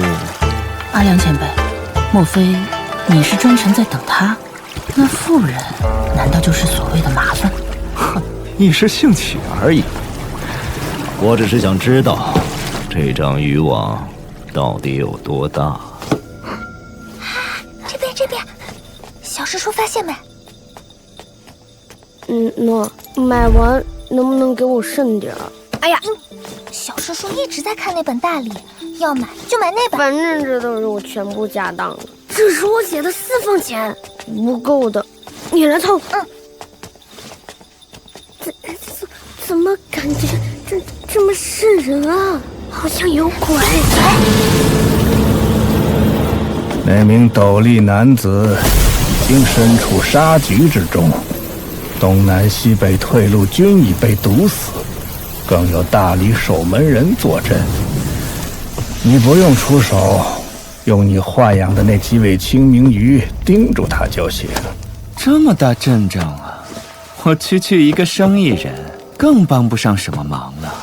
几条清明鱼而已，换来的可是大好前程。这是你们大人物的风浪，我们这种小鱼儿，能讨个安稳日子就够了。安稳日子过久了，听不懂好赖话了。磨磨唧唧，弯弯绕绕的，有你没你都差不多。我丑话说前头，胆敢走漏消息，一律打碎击沉。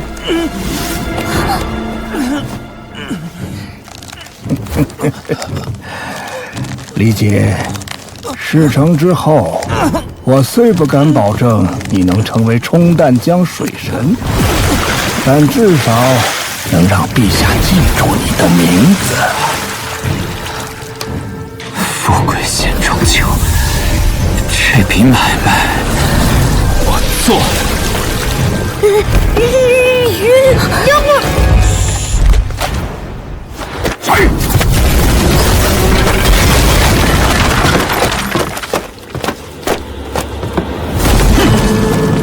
方才分明有2个活物的气息。无妨，收网到了这个地步，就算走漏风声，也无关紧要。宝平，真的有鬼！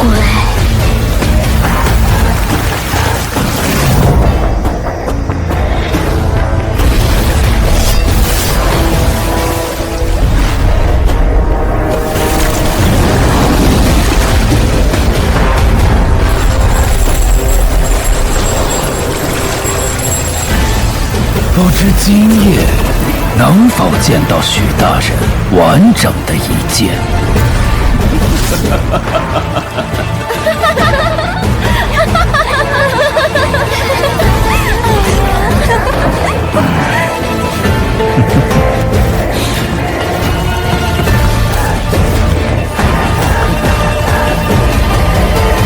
好，进来吧。遮掩掩，你们大黎就是如此待客的？墨家游侠许若，久闻阿良前辈大名，晚辈特意来请教一见。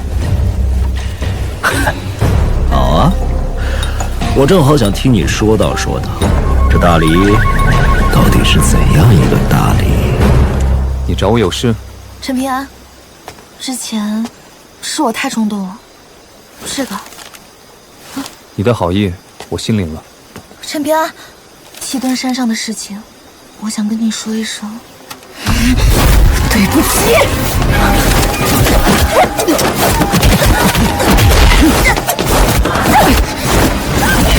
陈平安，我只是跟你开个玩笑，真的，我不骗你。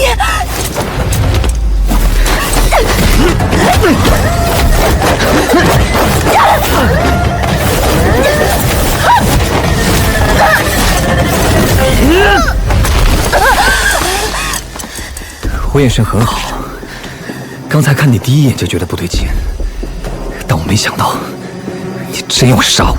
在七墩山我就知道了，无论是心性还是胆识，我都比不过你。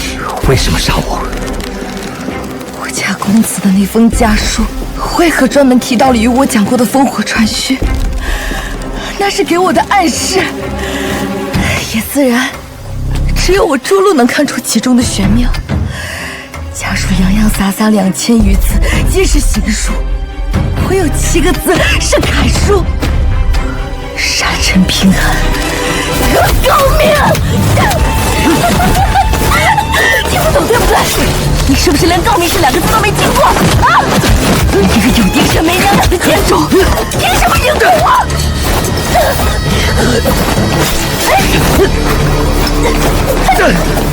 凭什么？我爹要我跟你道歉！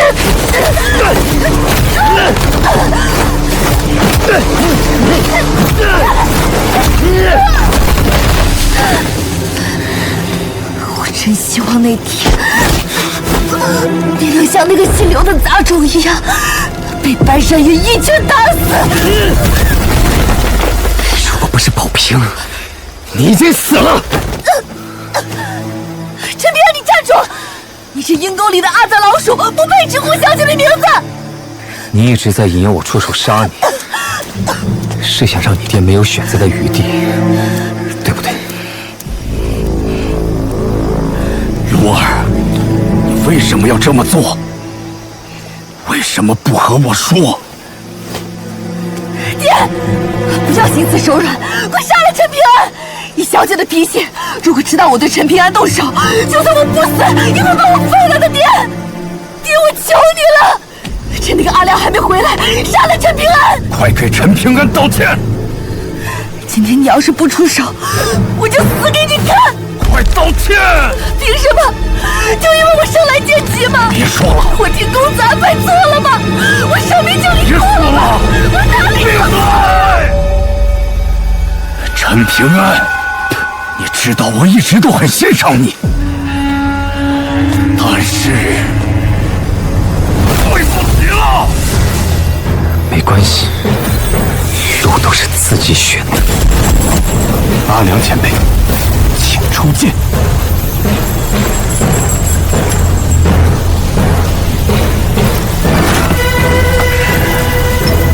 太慢，把剑收了吧，也恢复了一剑敲的精气神。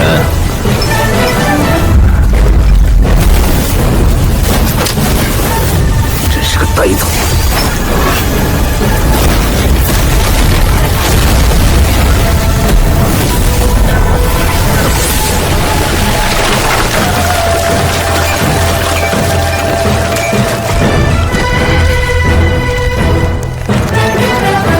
你有幸能请我阿良喝酒，就知道多问点关于我风光霁月的往事。坏了坏了，前辈尽管放开手脚便是，在下生死自负。我像是在担心你吗？这是剑气，怎么会这样？既然你们做出了选择，那么该我了。剑来！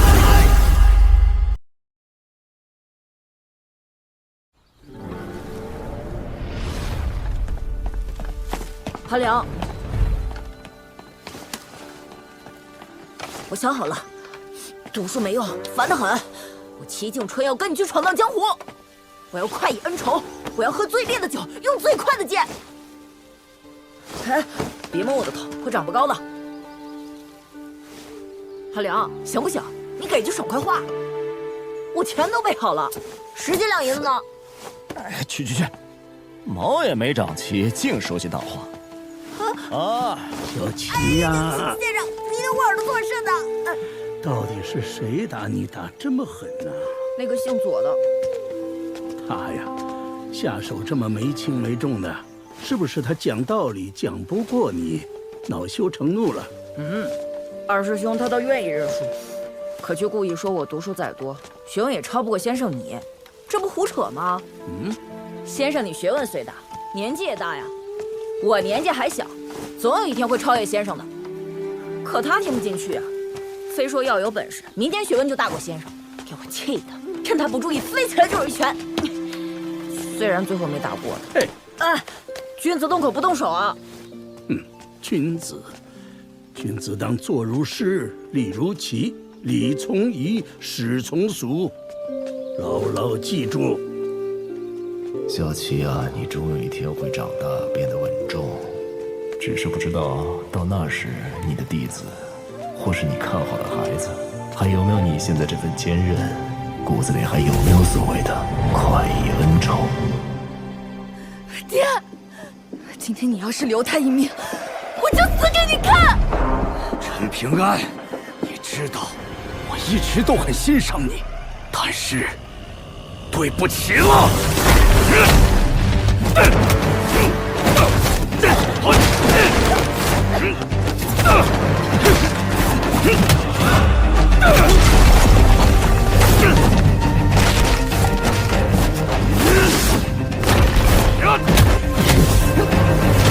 没关系，不好，路不是自己选的。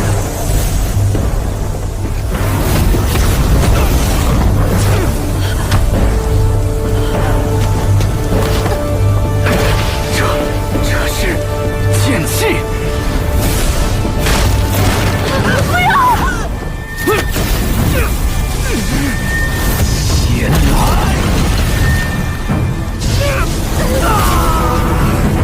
打住！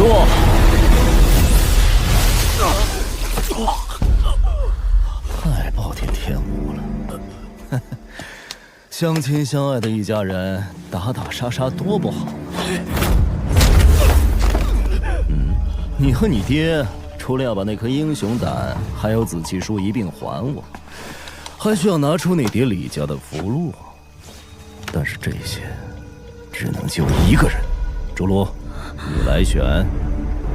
恳请阿良前辈让朱卢离开，我愿以死谢罪，不要遭了前辈的刀。我说过，朱卢必须死。我求求你，放过他吧！那家孩子没有闯过祸，没有胡作非为过。陆儿他不懂事，求你原谅他吧！我求求你，求求你！陈平安，陆儿，只是个孩子。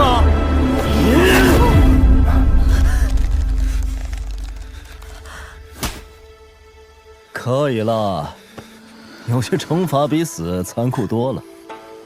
你们走吧，我不想再见到你们。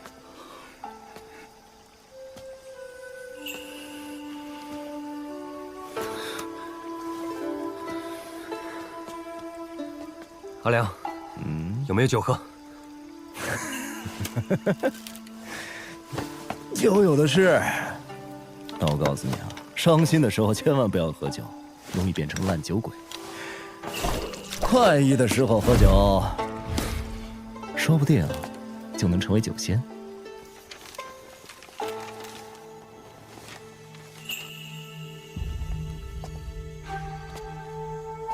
你好，林守义，之前我们见过面了。我的真实身份是大黎长春宫的太上长老，市井百姓眼中的山上神仙。我相信你，所以我想试试看，能否说服你随我一起去大黎长春宫修行道法。我爹说有高人引我入境，还说如果我不明不白死在外头，他不会帮我收尸，因为一个死人是不值得那些路费的。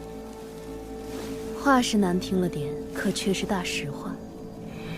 林守义，往前走出一步，你就算走上长生桥了。感谢仙长好意，晚辈在此等候是为了亲口回绝。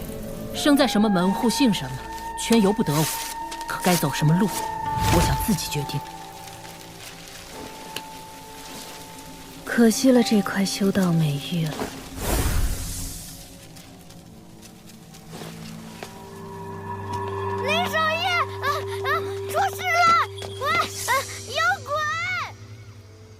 陈平安，这一路走来，无论是齐墩山还是砍竹林，我试探过你很多次，如今是最后一次了。阿良，你莫非要走了？哎呀，当初在龙须溪边，如果你的性格不对我胃口，哪怕你是齐景春挑中的人，我也不会跟你唠叨，只会留给你一头驴子，拍拍屁股走人。至于你能不能熬到风雪庙未尽出关，关我屁事。反正早死晚死都是死。虽然不知道阿良你的用意，但我多少也琢磨出来，是不是我跟齐先生认识的缘故，你才会这么伤心？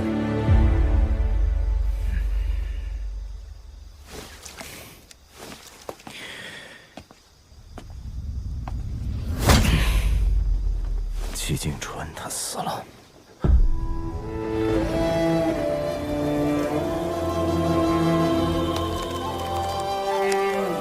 其实我猜到了，却始终不愿，也不敢相信，他可是齐先生。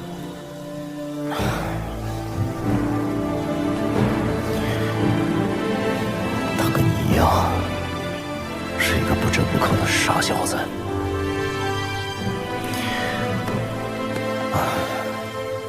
不是我阿良故意刁难你，这修行路上诱惑太多，恰好人心此物又脆如琉璃，经不起推敲。李怀的机缘，林守义的修道天赋，都可以换成钱，成为你陈平安的垫脚石。尤其是李宝平，多好的小姑娘，万一被自己信任的小师叔伤透了心，我阿良的心都快要碎了。既然齐景春选中了你，还不愿过多试探，那就由我替他来做，看看你陈平安值不值得千锤百炼，是不是块真金白银。阿良，你放心，我虽然喜欢钱，但只喜欢我双手挣来的。我是怕齐先生会失望，怕我护不住宝平他们。阿良，你现在觉得我怎么样？要是觉得我不行的话，这门差事就你最合适。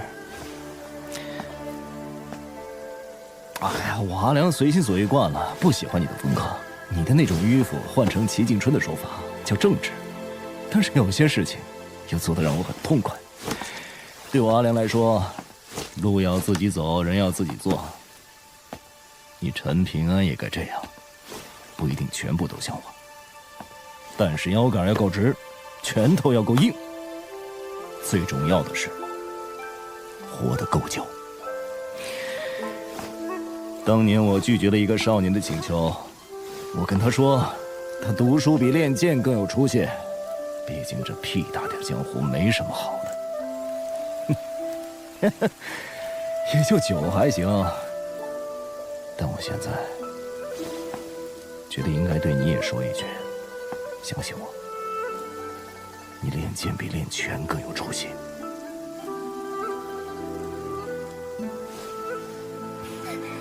小师叔，怎么了？见到鬼了？真的有鬼！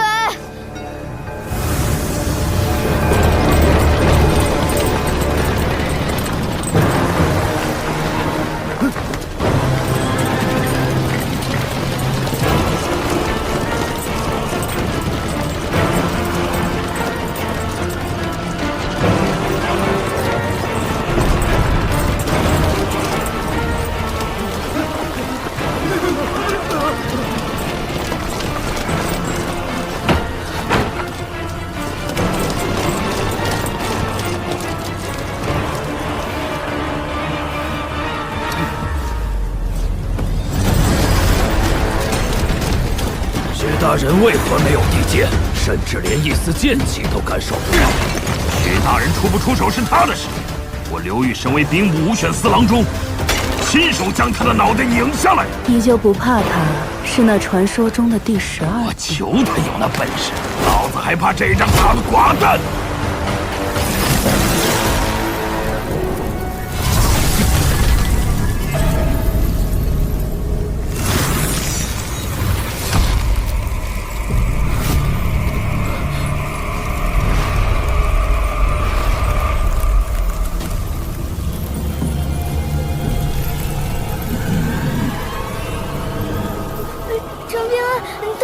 仇人啊！你别看我呀，看林少一，看陈平安，也不是，看阿良也行。啊，阿良！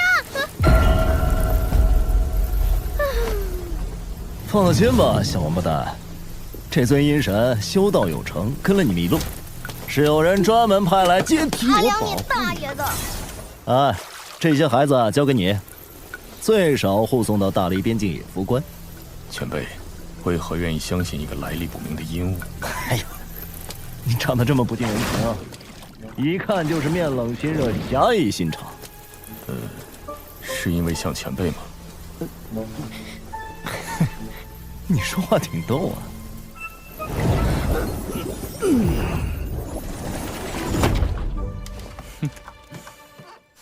哎呀！小鱼小虾一边待着去！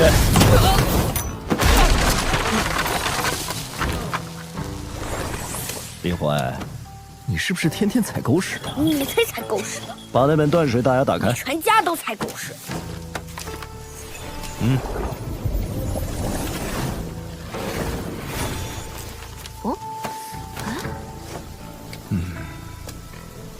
好好研究，别浪费了。你要去哪？等等我。阿良，刚刚那条鱼是什么啊？很厉害吗？哎，有什么能力啊？哎呀，你倒是告诉我怎么用嘛！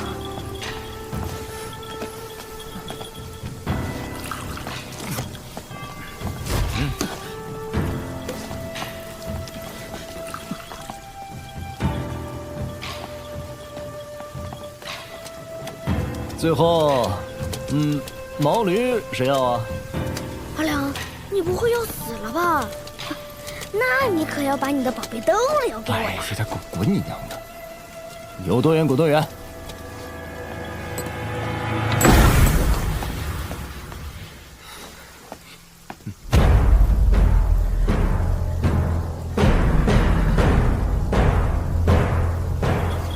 大理铁骑奉朝廷之命缉拿叛贼，违令者杀无赦。我这趟来大理，还有一件事，阿良，就是要跟有些人唠唠嗑。我想告诉他们，齐景春不在意的事情，有人在乎。陈平安，过来，你在祁墩山用掉的那缕剑气，我过意不去，教你一门18庭的运气法子，就当补偿了。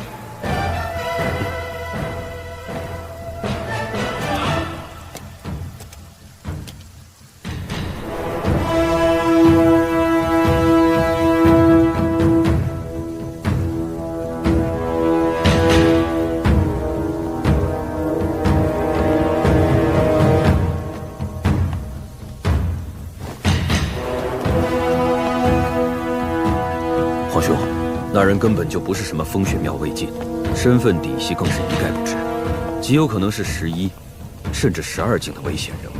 这次一定要闹这么大吗？无妨，我大理有着白玉京做镇国重器，不过是多一件的事。看好了。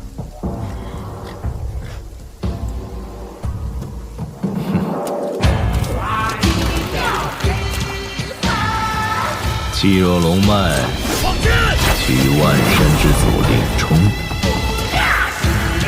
此处为1庭，快过36关，至浮屠穴。此为2庭。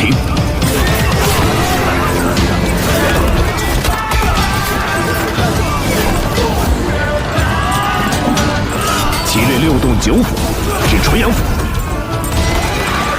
此为3庭。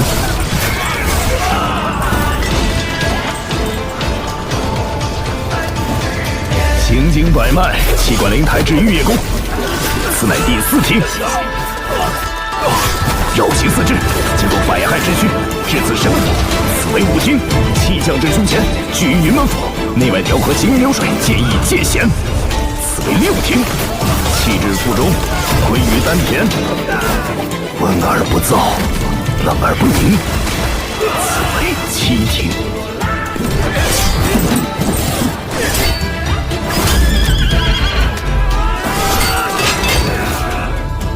气至腰间，聚集于拳门。此附主深藏不露的拳眼，积聚剑气深厚而不显，带势而发，此为17庭。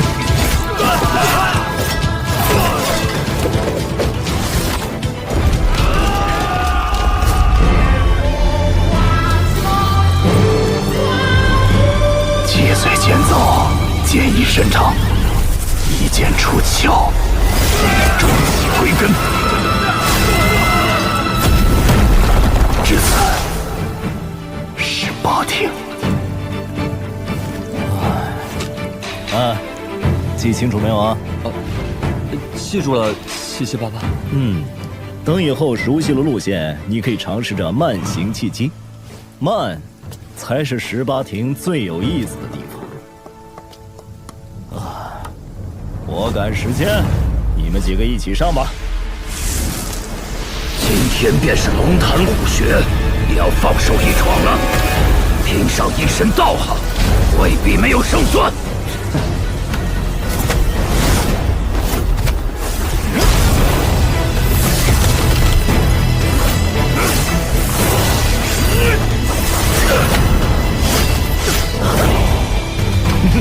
有个点眼力，你们长春宫的酒量没白喝。此等强敌，一生难遇，兵不死郎中刘裕，问传。且人将文出灵虎过金龙，压得住吧你！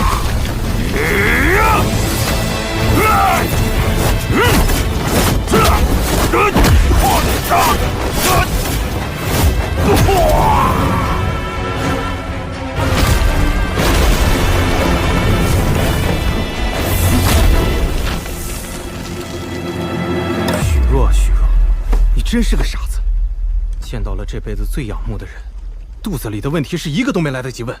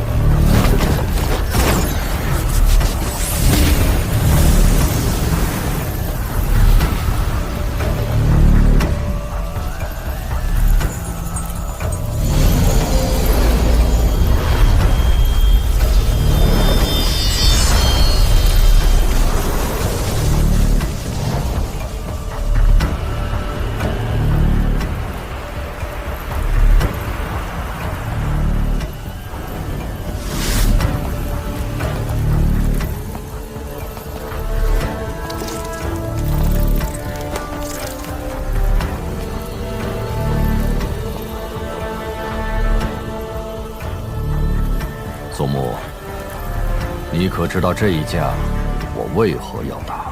是因为母后要杀陈平安？哼！离珠洞天的龙窑窑火旺盛，一个个本命祠被烧制而出，各方势力与大理买卖山头，划片分地，一代代金晶铜钱流入了大理国库。我大理宋氏经营离珠洞天数百年的收益，皆倾注于此。这白玉京是我大理最大的杀器，所以这场架必须要打。我大理要告诉整座东宝平州，若有山上神仙敢与大理作对，他就要先掂量后果。哟呵，这大理皇帝倒也有趣啊，厉害！小宝平，这算是世间品相极好的养剑壶了，送你了。能不能借你那把侠刀降服一用啊？阿良，如果刀坏了，就不用还给我了，因为我跟你是朋友。这话暖心窝，我喜欢。放心好了。阿良，是不是还要干架？我帮你。帮你摇旗呐喊。哎呀，以前跟你们说我阿良有多强，剑术有多高，你们不信，还嫌我吹牛。你们呀，真是年少无知啊！我阿良这辈子就没吹过牛。护住他们！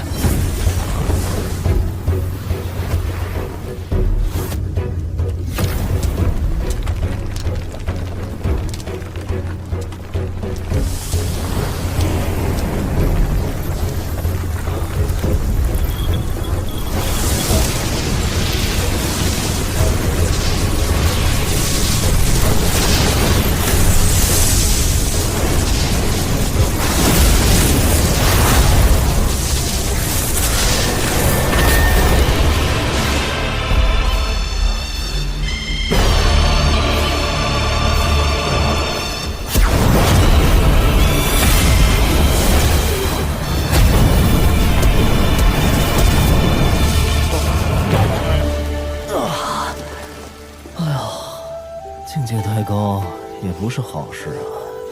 如今斗力一除，我的修为很快就要恢复啊。这人间怕是待不住了。阿良，我爹和我娘亲还有我姐都离开我了，以后我不骂你就是了，你别走行不行？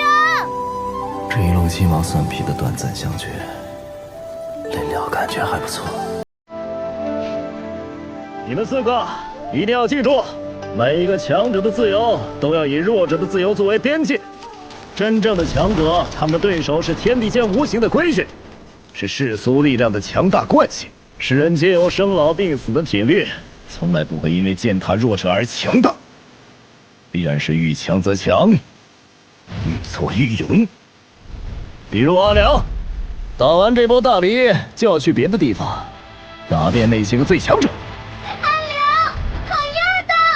阿良前辈，我一定会好好修行的。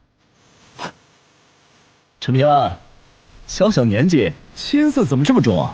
这可不好，你是翩翩少年郎啊！哎，来，给我笑一个。哈哈哈哈哈哈！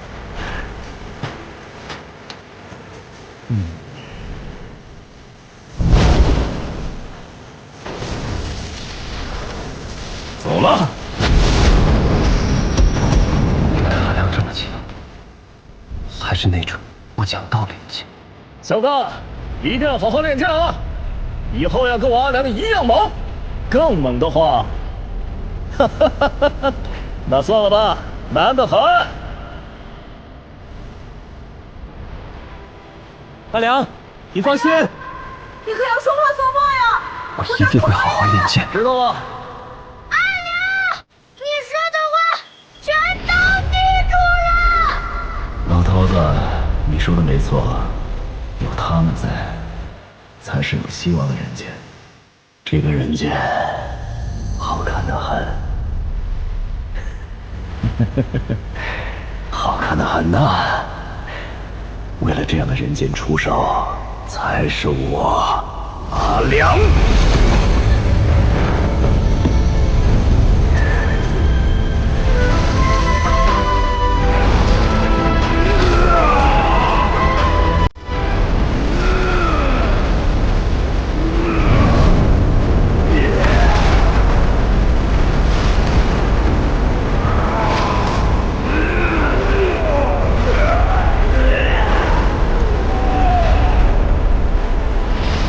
白玉京在此，13境之下，皆可杀。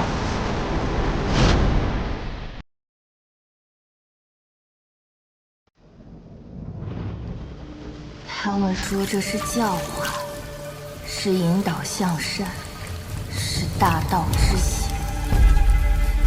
一群自命不凡的老不死，用他们那套陈腐的规矩，像塑造泥偶一样塑造我。他们让我诵读那些他们自己都未必明白的经义，要我压抑心中所有的情绪，磨偏我全部的棱角，变成一个所谓的人，一个符合他们三教理想的人。凭什么？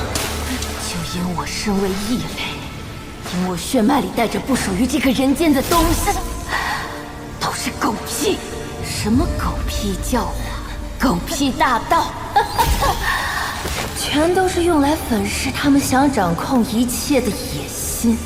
孽障已放，够了！这些因果还轮不到你管。出于私心，若他不逾越规矩，留他有何不可？这世间不该只有以强凌弱这一种道理。他跟那些人不一样，但我也不懂他，因为他，我才选择变成这样一个不伦不类的存在。陆老、栾巨子，准备的如何？目前白玉京的12楼飞剑，皆已关联整个大理气运。若是同时祭出，恐怕20年内都难再驱使。木儿，你随陆先生学习旺气之术有一段时间了，能否探知那人的境界？感知还很模糊。陛下有些心急了，堪舆之学岂能一蹴而就？何况那人刻意隐藏修为，宋牧有所感知，已是出类拔萃，天赋远超同辈翘楚了。我儿子嘛，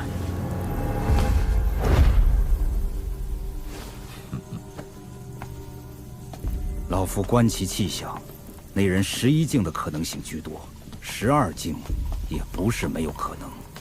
陆先生，眼下白玉京尚未见出第13楼，如果对方是第13境修士，该如何应对？13境，你只需知晓，那11境的风雪庙阮氏，在宝平州已是极光片羽，而那13境的仙人，即便是在天下最大的中土神州，亦是凤毛麟角的存在。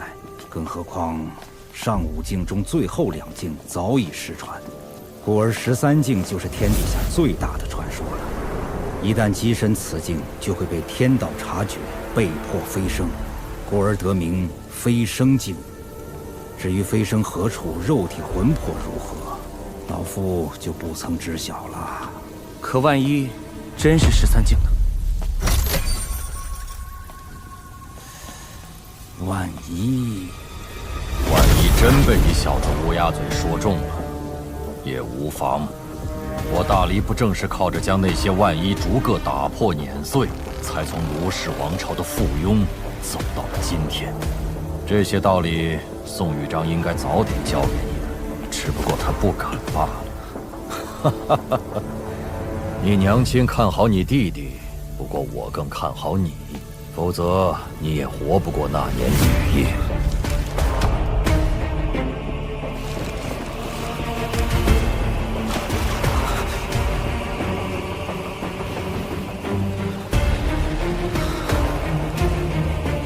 原来是你。至于那位齐先生，是我有愧，大黎对不住他。可你是他的弟子，就很好。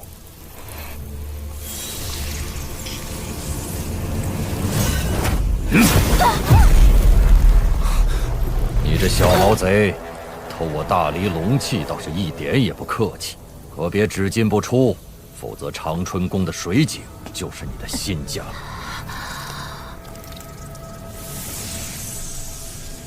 哼，胆子这么小，当初还敢一次次跟齐先生发脾气。奴婢不敢。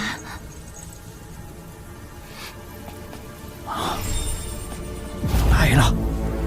面对围剿，不是逃跑，而是杀向京城。宋牧，该你出手了。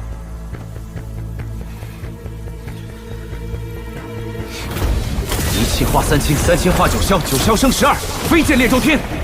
天火、地火、人火、劫火，四方五帝聚真气。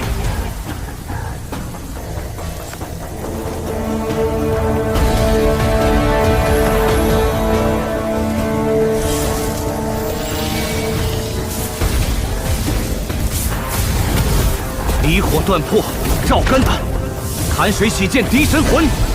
前3连袭，坤6断；12重楼，剑气悬。今以心火为引，社稷为凭，号令而等。香火，砥柱，震岳，三海，陶炬，雷霄，紫电，经书，梵音，浩然气，红妆，云纹，起剑。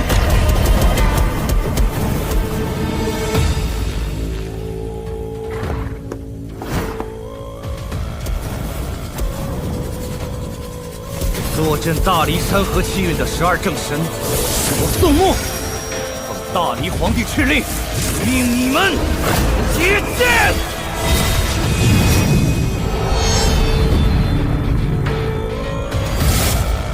居然连我们都要上，看来这骨头够硬的。恐怕我们还不够数。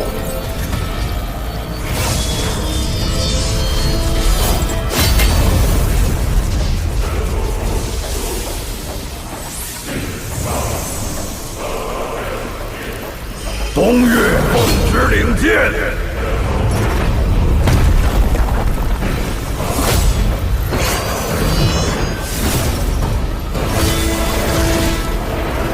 中岳奉旨领剑，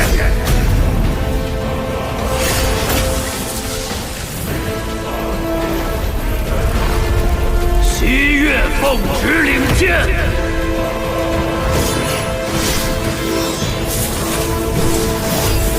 北岳奉旨领剑，南岳奉旨领剑。这可是立功的大好机会，绝不能让这贼人闯入京城。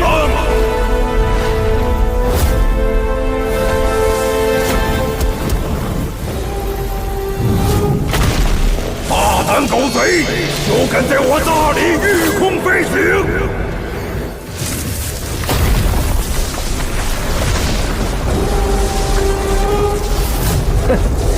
来势汹汹啊！我是赵大黎皇帝，识趣的就滚吧！有大黎12正神在此，休想越过京城半步！你们已经被我包围了！狗贼，走吧，败给我不丢人。我大理东岳正神要不再失礼。又是个呆子，给你机会你不中用了，直接躺下不好？看个门儿，玩什么命啊？怎么会？东岳正神的金身还有飞剑就被击碎了，这不可能！行百里者万九十。再来，西岳听令！大理如此欢迎我阿良，这剑再不出，有点说不过去了。呼，不对，是刀。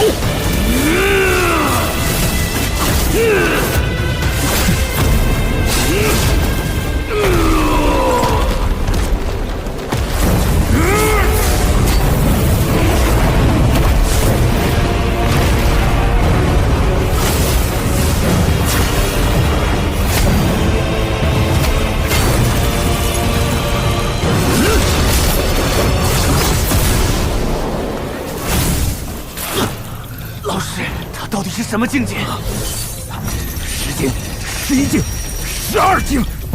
不可能！他已经是12境巅峰了。失算了，难道真是那13境的神仙？13境，栾巨子，13境。可是这大理不可败。狗贼休逃！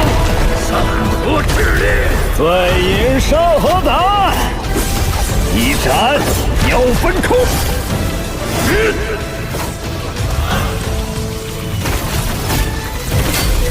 剑气，烈云阳，猛字贯长虹。来，还有哪个不怕死的？剑锋，为笔墨。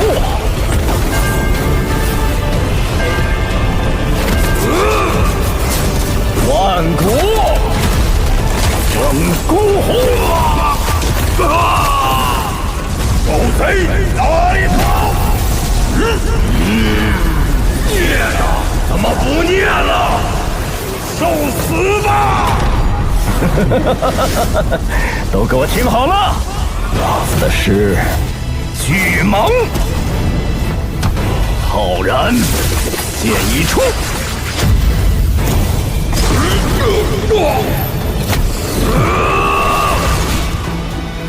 扫尽不平物。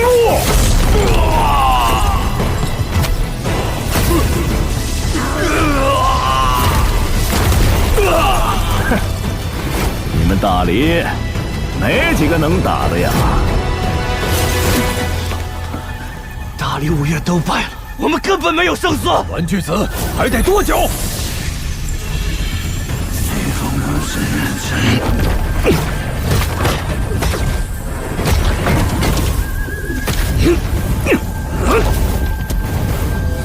陛下，墨儿，起身祭剑吧。13境，居然有13境！原来我就是解决那个万一的代价，而且你知道我别无选择。你可以选择站着死，祭剑吧。墨儿放心，老夫会为你护法，你只需全力击剑，那狗贼在阵中必死无疑。如果我死能碾碎这个万一，那我宋穆接剑！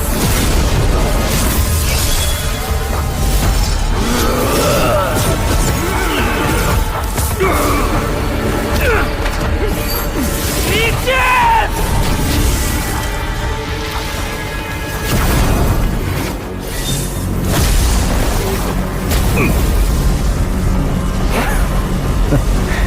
这假东西还真厉害，去！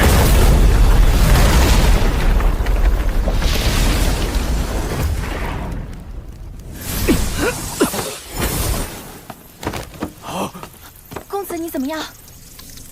愚蠢之计，解决掉了吗？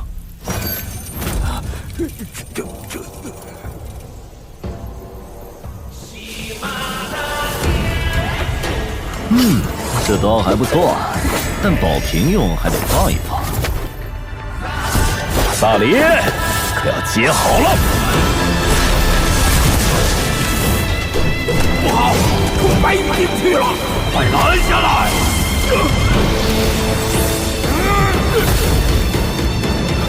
都给他让开吧！不可！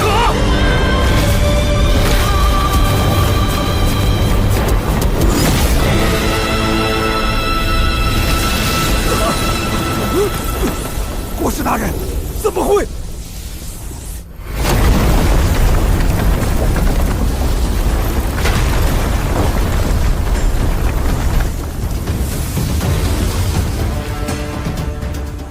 大的老的都快滚出来，老子赶时间！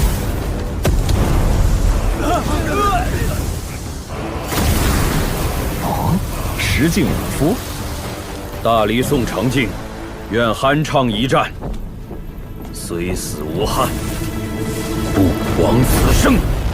不错，喂，里头的5个，哪个是大离皇帝？还不快出来磕头认错！我数到10，1。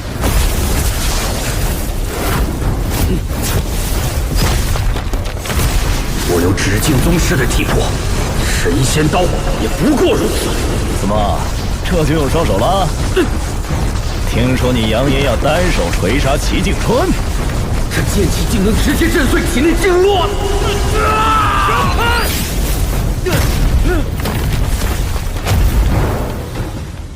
墨家雷甲，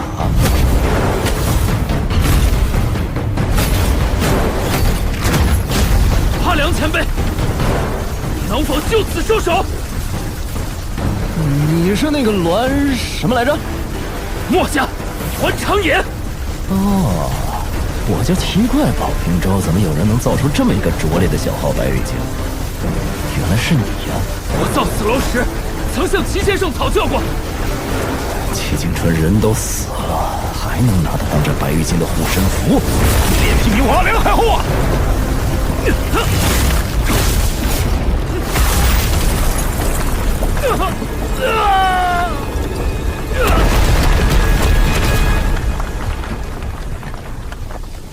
我跟前辈没法比。齐先生说起前辈时，也是前辈此时的表情。别以为你这缓兵之计我看不穿，我若再劈到齐景春为大离国运带来的裨益，我会全部收回来。多有得罪，大离宋正纯见过阿良前辈。你就是大离皇帝？行了，身为帝王还敢偷摸机身炼器，是实境修为，胆子不小。伸出头来，让我砍一刀。好，我死后只求前辈不要为难大离。跟我谈条件？还没睡醒吗？陛下，胡兄，阿良，不可以杀他。崔禅，你这个不争气的王八蛋，还有脸来见我？真当我阿良不敢把你一刀砍死？阿良，是你当年亲口说的，我崔禅可以走自己的路。任何人在追求一件事情的时候，都会付出代价。但是阿良，齐景春后半生的心血都在大理。你放屁！人都没了，还有脸跟我说这个？我说的是事实。齐景春真的希望大理能够走出一条不一样的路来，哪怕到最后他只有失望，你也不能否认齐景春选中的人依旧是大理龙泉县的孩子。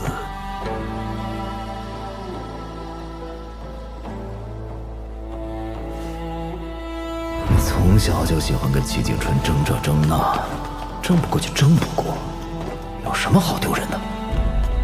玩弄这些上不了台面的伎俩。老头子这一生惊天动地的壮举多了去了，哪怕最后自囚于功德林，依旧洁净温和。齐景春也一样。崔禅就不行。先生一向器重齐景春。放屁！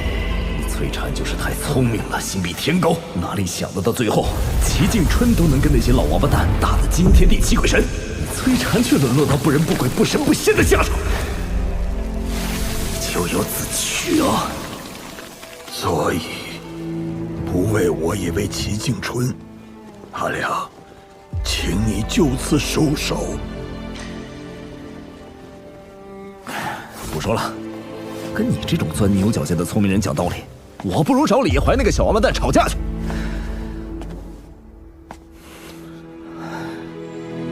我最后一次见到老头子，他说你所追求的学问其实不错，但是做的不对。他最后还说，你的字帖写得真漂亮，早知道是这么个师徒反目的光景，当初就该多跟你讨几张。先生也觉得自己是有错的。老头子嘴上不认错，你们做学生弟子的蹭吃蹭喝那么多年，就不能揣着明白装糊涂？老头子的通天本事和为难之处，别人不知道，你崔禅还不知道？先生错了，先生的错。先生错了。大理皇帝，算你运气好。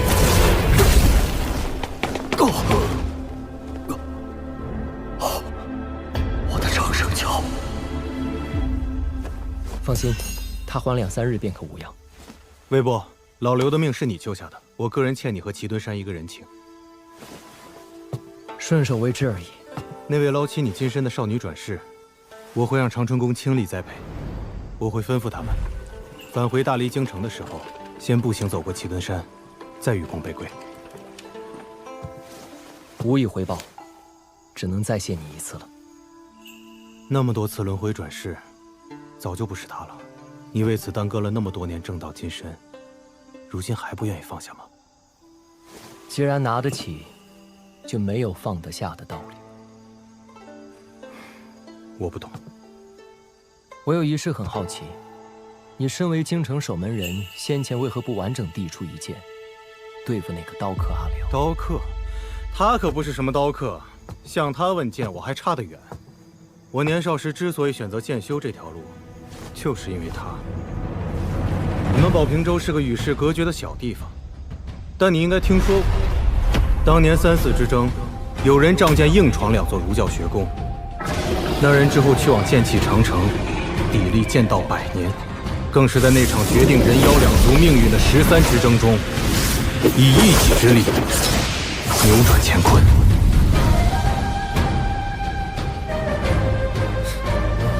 你被他捅了一刀还活蹦乱跳，够吹一辈子了。圣人天地，规矩使人，此处人间不可久留。知道了，知道了。别给脸不要脸！当初你们干的破事儿还不够吗？催你娘的催！有本事下来打我呀！来啊！这把刀帮我还给那个叫李宝平的小姑娘，她是我朋友，记得客气点儿。没问题。将来小宝平策马饮酒，退刀别葫芦。你们人间有眼福喽！再敢对那群孩子动手，我阿良就算是破开天幕重回人间，也要让你们大理亡国！记住了！来，天上的告诉我，是佛法远还是道法高呀？到底是谁的本事大，拳头更硬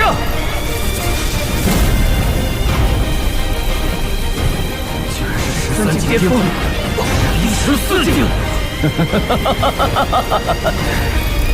那就由我阿良给你们打过再说。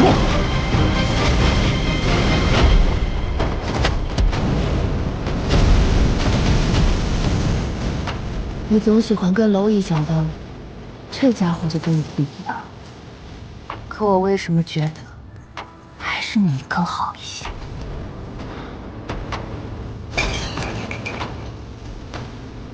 他可是阿良，天底下最潇洒的剑客。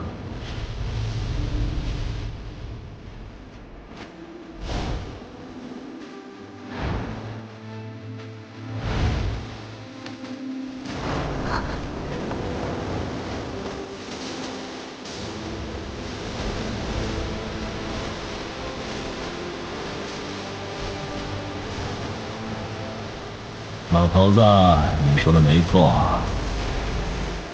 有他们在，才是有希望的人间。这个人间，好看得很，好看得很呐！为了这样的人间出手，才是我阿良。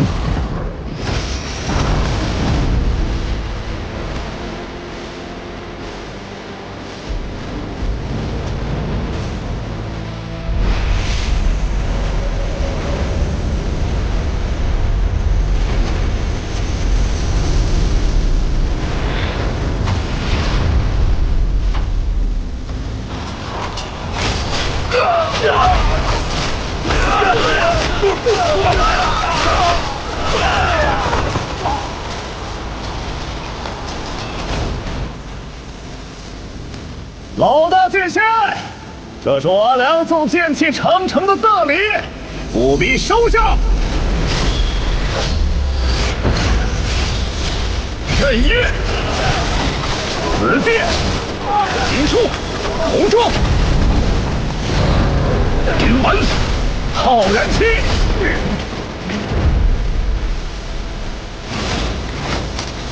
哼哼，诸位取剑。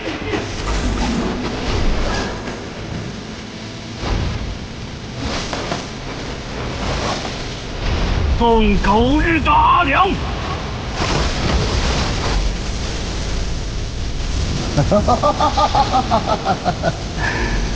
都给我等着！豪杰捉贼，剑修杀妖，随我一起战他！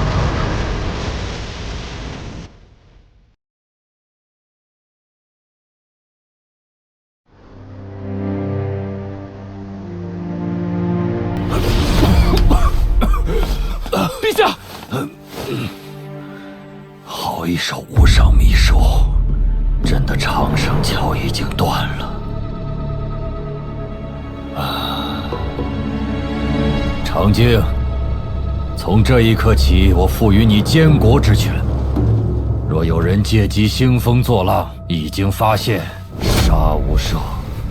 那么娘娘她，我亲手处置。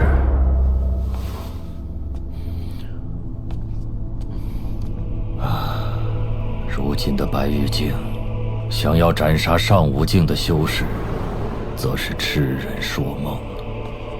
说不定阿良出现的这么巧合，都是有人暗中传递了消息。出此百家中，肯定有人不希望大黎顺风顺水，吞并整座宝平州。好一个千年未有的大争之势，乱世割据。剑呢？我的剑呢？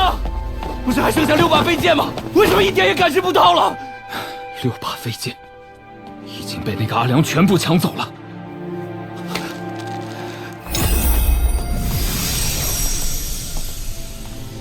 飞剑没了就没了，天塌不下来。没了就没了？你怎么能说得这么轻巧？这12把飞剑，对大理日后南下有着不言而喻的。对于一国君主而言，不要怕天大的麻烦，只要能够解决，就意味着你的王朝会变得更强。如果无法解决，就说明你治理江山的本事还不够。眼下这道大坎儿，我和大黎都没能跨过去，很遗憾，但是我不后悔。为什么？因为这愈发证明，我一手订立的大黎国策是对的。山上之人，无论善恶，都需要被关进一座笼子。他们做神仙求长生，大黎绝不干涉；但一座王朝必须有其底线，至少要让那些山上的神仙在某种规矩之内行事。我要让我大理有底气和本事，为神仙眼中的蝼蚁般的百姓讨回该有的公道。虽然现在能讨回来的公道很小，就这么大一点儿，可是比起那些给山上神仙们为奴为婢的王朝国家，已经是天壤之别了。但我希望以后可以更大，我大理可以站着死，绝不跪着活。如果这一点都做不到，怎么能马蹄南下，一统保平州？你记住，人自欺则天欺之，人自强则天与之。所以说，我们大理选择的这条路任重道远，你不要气馁。在10年或15年之后，你依旧可以亲近你的叔叔宋长锦，但绝对不要心生依赖。你只有比他强，他才会认可你。还有，你在意的那个陈平安比谁都能记仇，他只是从小吃了太多的苦，学会了隐忍。这种人成为了敌人，才是真正的心腹大患。趁着那人刚刚飞升，暂时肯定不会返回人间。要不我们一鼓作气，斩草除根，除掉这个心头大患。不行，万一那人以后回来，大理真就亡国了。我此生真正的志向是与整个天下的山上神仙讲一讲山下的规矩。如今看来，毕生的心血付诸东流，无声无息。爹，千里之行，始于足下。以后3餐要准时吃。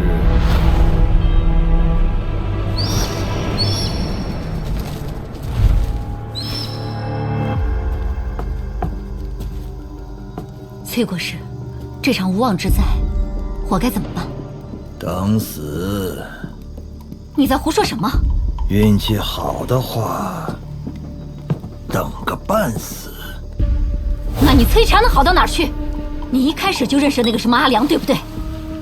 所以你为了讨好他，故意打开京城大门，任由他一路杀到那座白玉京之前。你这是死罪，死一次都不够的死罪。如果我不撤去京城大阵，白玉京之前肯定要死人。我是一个跌倒过很多次的可怜人，吃得住头。但娘娘你不一样，如今宋牧已经失去了利用价值，所以估计你巴不得那小子早死早超生啊。可是怎么睁眼说瞎话呢？那把原本用来坐镇白玉京13楼的飞剑符箓，被赠予了你的心腹大将，有望跻身上境的杨花。但陛下又下一纸敕令，让他走上了江水神明的长生断桥不归路。怀璧其罪。等于断了娘娘你的左膀右臂。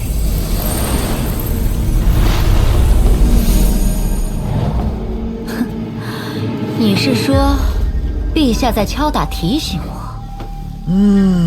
娘娘果然秀外慧中，不妨想一想咱们大理5岳正神的下场。大理此前欲将披云山破格升为北岳，一夜之间山河洗牌的局势变得暗流涌动。不过很凑巧，大理出现了一个胆敢斩杀2名宗师死士的外乡人，所以陛下意外地收回了成命，以此稳定5位正神的军心，让他们与大理荣辱与共。虽然终局尽输，但陛下终究达成了一些东西。君主任用臣子，有些时候不妨用一用那些犯过错、吃过打的人，甚至可以重用，因为吃过痛、长过记性，就会格外听话。那崔国师觉得，陛下为何敲打我？你费尽心机让宋吉新成为白玉京的主人，获得12品飞剑的认可，看似是娘娘对儿子的补偿，其实没那么简单。一座王朝始终需要2件东西：垫脚石和栋梁柱。宋玉章虽然是前者，也确实该死，但娘娘私藏他的头颅，却是越过了陛下的底线。至于你为何要将长子宋牧作为弟弟宋和的垫脚石，我不感兴趣。你只需要知道，想与我崔禅结盟，就不要做蠢事。崔禅，崔国师，下不为例。当年与你说过的事不过3，你要珍惜。至于你，宋正淳说了，让你去长春宫结毛修行，跻身上5境方可回京。在此期间，你掌管的竹叶亭将转交给崔国师。谢陛下隆恩。宋和要留在养心房继续读书。你若是觉得山上孤寂，就带着宋牧去长春宫修行，一切由你自己决定。杀人不过头点地，诛心之痛万万年。崔禅，你这个人真可怕。可怕吗？如今的我，连我自己都已经看不清了。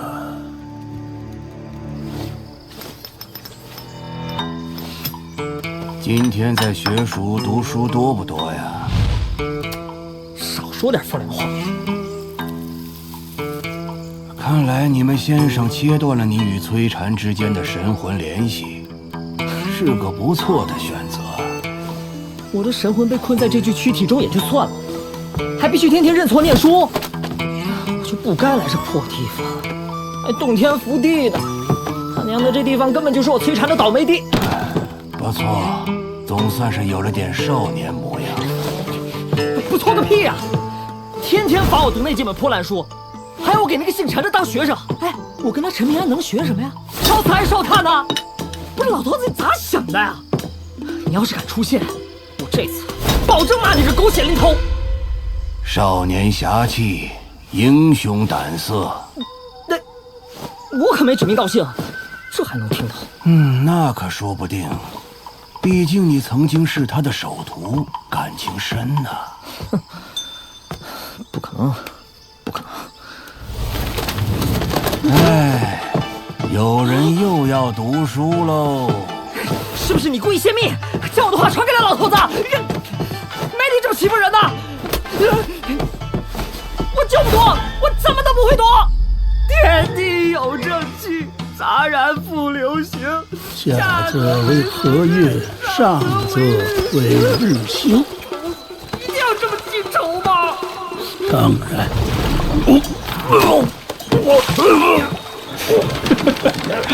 抱拳买醉。这大风大浪的有啥看的？真是没见过世面的穷酸秀才。让我逗逗你。哎，老爷子。那你觉得咱们大黎的风光咋样啊？很好，很好，人杰地灵。那咱们大黎国师的骑术是不是很高啊？很高，很高。那大黎是不是北方最强的？最强，最强。看来老爷子是个大人物啊！哎，要不要去尝尝那画舫花酒啊？贵不贵啊？哎呦，可以说是花钱如流水的销金窟。等我上岸，我找我新收的弟子借去，他可有钱啊！老爷子，我跟你开玩笑呢。你这人脾气太好了点儿，哪有你这么好说话的？哎，真想喝酒，我带你去喝自酿土生，便宜又地道。对了，你可曾听说过山崖书院的齐先生？啊？不曾听说。大黎是有点不一样啊。我曾经途经一座只有2个边族的边境小烽燧，结果有仙人落下讨要吃食。要是换成别的国家，那还不得跪下磕头，双手奉上啊？可他俩是挺直腰杆跟仙人说话的。嘿，感情老爷子你还看见过神仙呢？哎，那些个外乡游客都说我们冲淡江下边有水鬼河婆什么的，可我乘船30年了，一次也没见着过古怪玩意儿。口言善，身行恶，活妖呢。口不能言，身能行之，活气也。希望你能够坚守本心，向善而行。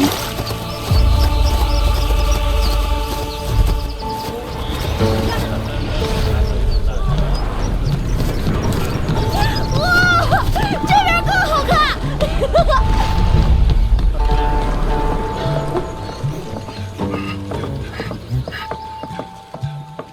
凭什么不让我们进去？你就不想知道，为什么阿良收我走的不是你那条武夫之路，而是追求大道的炼气士之路？想知道，但没好意思问。你也不好奇阿良那只银色小葫芦的厉害？连他都说世间少有，应该很珍贵了。那你知不知道，你当初错过了多大的机缘？我体魄最差，如今已经能跟上你的脚步了，就是因为那葫芦里的酒，你没看出来？何时行路，何时休息，我心里都有数。我们的路还长，不光是你，我希望大家以后都不要那么吃苦。哦，原来你早就看出来了，阿良就这么走了，朱鲁朱河也走了，忽然之间冷清了不少。如果朱鲁还是这样的性子，总有一天他爹真会被他害死。为什么明明有这么好的爹，却不知道珍惜？你以为世上每个爹娘都很好吗？别人不管，我的爹娘就很好。不过天底下的父母不是简简单单一句天下父母心可以一概而论的。陈平安，你可不敢分心啊，下刀慢一点。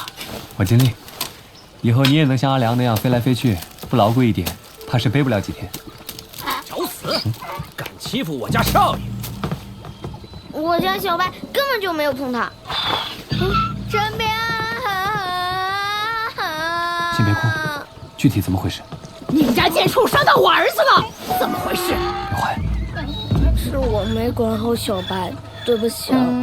但是他主动惹小白的，还刺伤了小白的蹄子。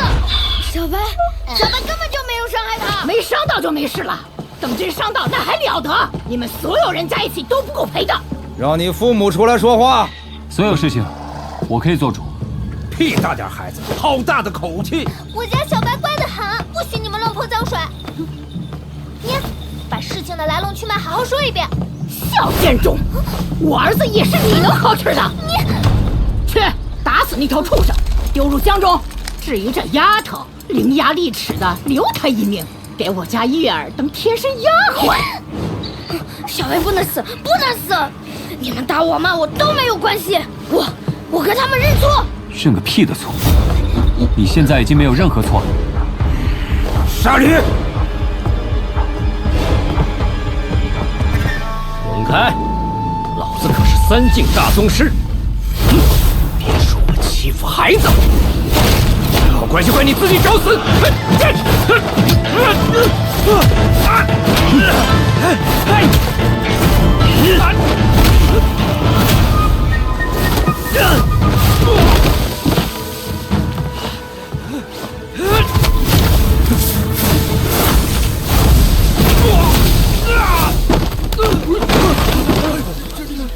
匪人如此，丧心病狂啊！马景素，你快点亮出你官家身份呐！给我弄死这个贱种！你放肆！本官是这条绣华江尽头的宛平县令，我要治你的重罪，让你吃牢饭！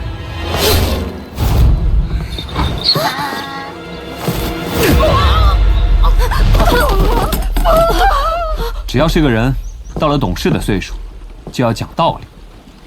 少年，先生，老夫劝你一句，适可而止。老先生，我只是要一个道歉。休想！到了宛平县辖境，本官要让你这个匪徒见识一下我们大理的律法。你好像觉得自己的拳头比我的灵虚剑更能讲道理呀！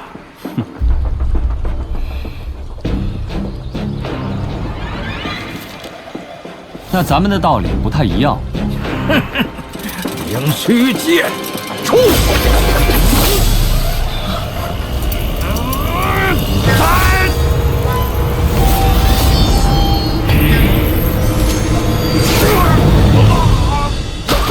救命！救命！我不会游泳。王先生，你活了这么大一把年纪，道理都学到狗身上去了吗？我错了，我错了，是本官错了，少侠饶命啊！对不起，陈平安。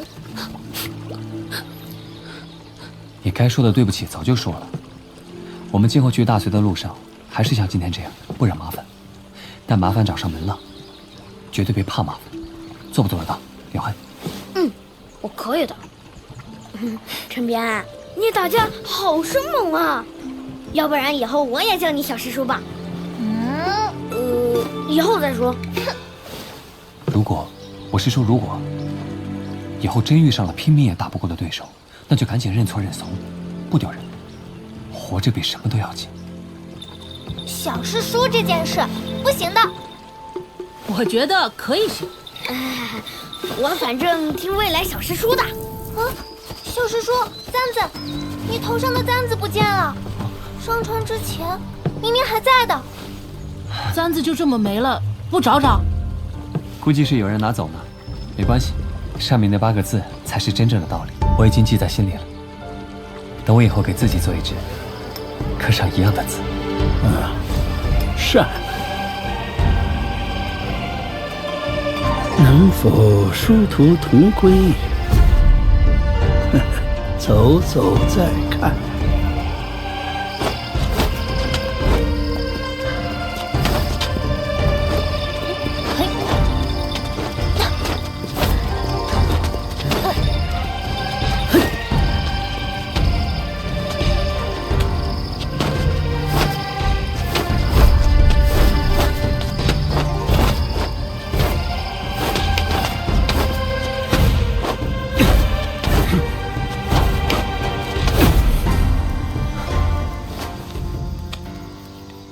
小师叔，你是不是有心事啊？我就是想到了一件事情。小师叔，你说出来听听。我刚才就是想，要不要也跟你们一起学一学书上的学问？我怕以后跟人讲道理，事后万一发现自己是错的，该怎么办？你和阿良打架都那么厉害，还讲啥子道理呢？我也觉得不用事事讲理，人各有路，我们坚守本心即可。小师叔，你别急，我觉得这件事情很大，我必须要认真对待，仔细思考。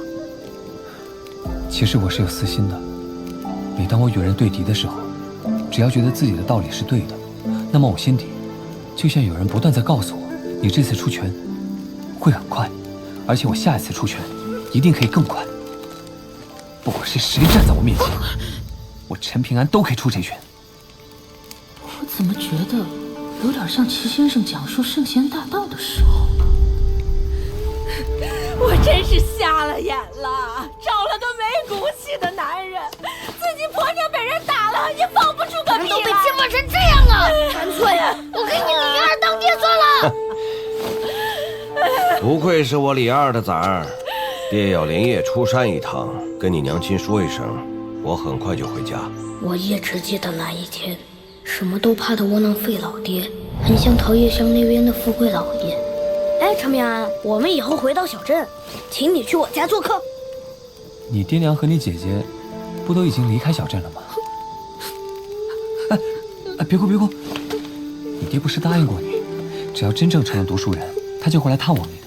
可是我一读书就喜欢偷懒犯困，我怕我当不了读书人，爹娘就再也不要我了。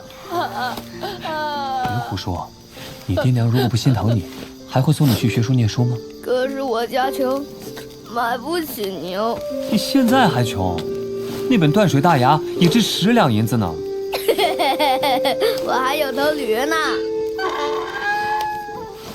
小师叔，你的问题道理的对错，我想明白一点点了，要不要听听看？我要讲仁义道德、乡俗规矩、王朝律法，分别对应君子贤人、市井百姓、违禁坏人。君子贤人，读书越多，道理越大。但是道德一物过于高虚，终究只能律己。一般百姓只需遵守乡俗规矩即可，而王朝律法则是用来约束坏人的一条准绳，而且是最低的那根绳子。那是法家，法必从儒来。天下人间各有各的规矩，相安无事，世道清明，天下太平。君王垂拱而治，从而圣人死，大道止。这又是道家。一法通万法通，天底下最根本的道理必然是一致的。阿良也说过，世间道理不经深而气薄杂，需要自己找到那个因。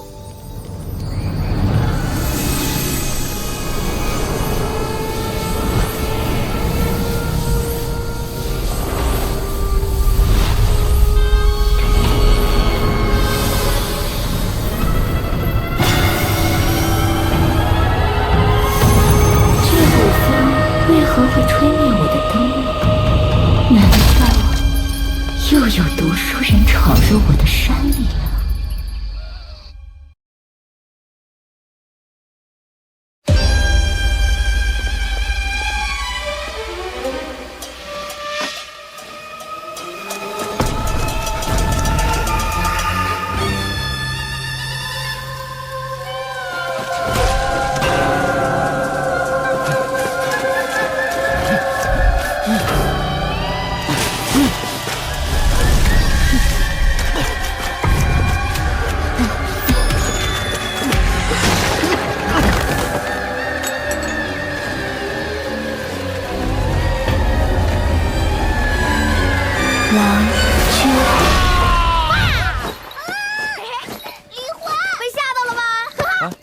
那女鬼为什么专挑读书人下手？书上说，她曾身披嫁衣，却被心爱之人抛弃。不过这种山水志多是杜撰，不必当真。哼，女鬼有什么办法？你看，他有种出来试试，都不用阿良出手，陈明安一拳就能把他打趴下。陈明安，我想尿尿。你就近解决，我在旁边守着。万一真遇上鬼怎么办？怕什么？阴神前辈不就是鬼吗？对啊。小白，胆子大点。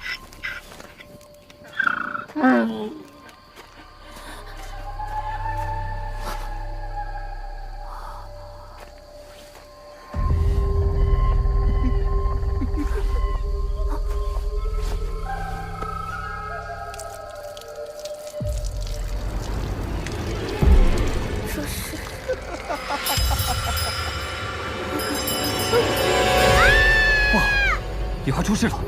有鬼！有鬼呀！那凶手，那领刀手，还有那边的。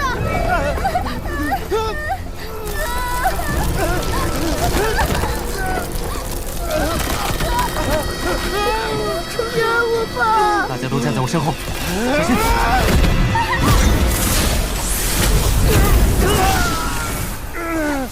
诸位莫要近身，这小儿们污秽缠身，邪乎的很。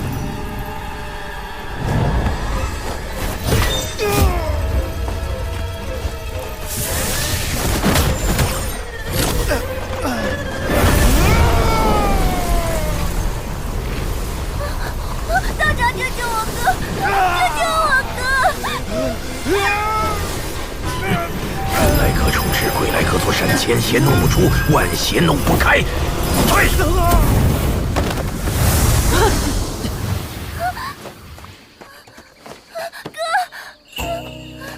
神仙显灵，多谢道长相助。贫道名叫贾胜，道号玄谷子。这枚辟邪符是贫道以福泉绘制，可驱邪避灾，保你们周全。只需70文。我买，我和哥哥一人一张。那我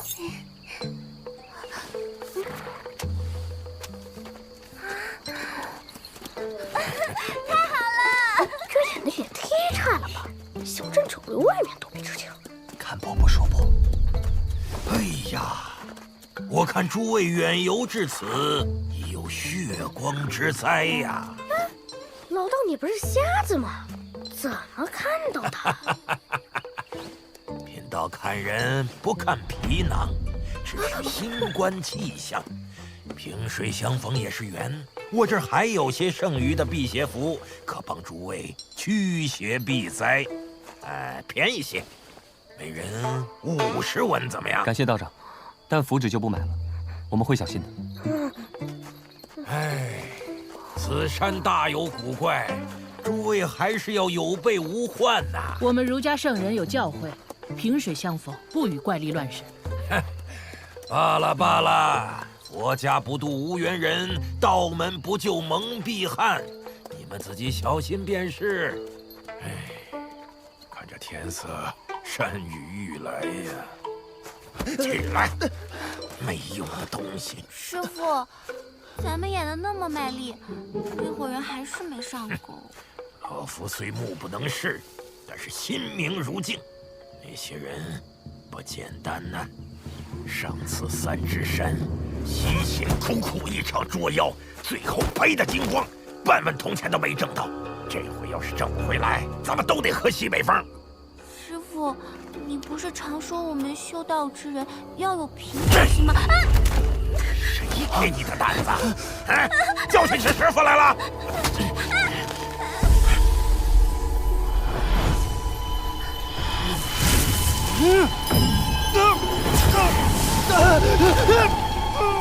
小杂碎，也敢对你师傅起杀心！师傅，你就放过师兄吧，我答应师傅，3天之内争取多给师傅1级符拳。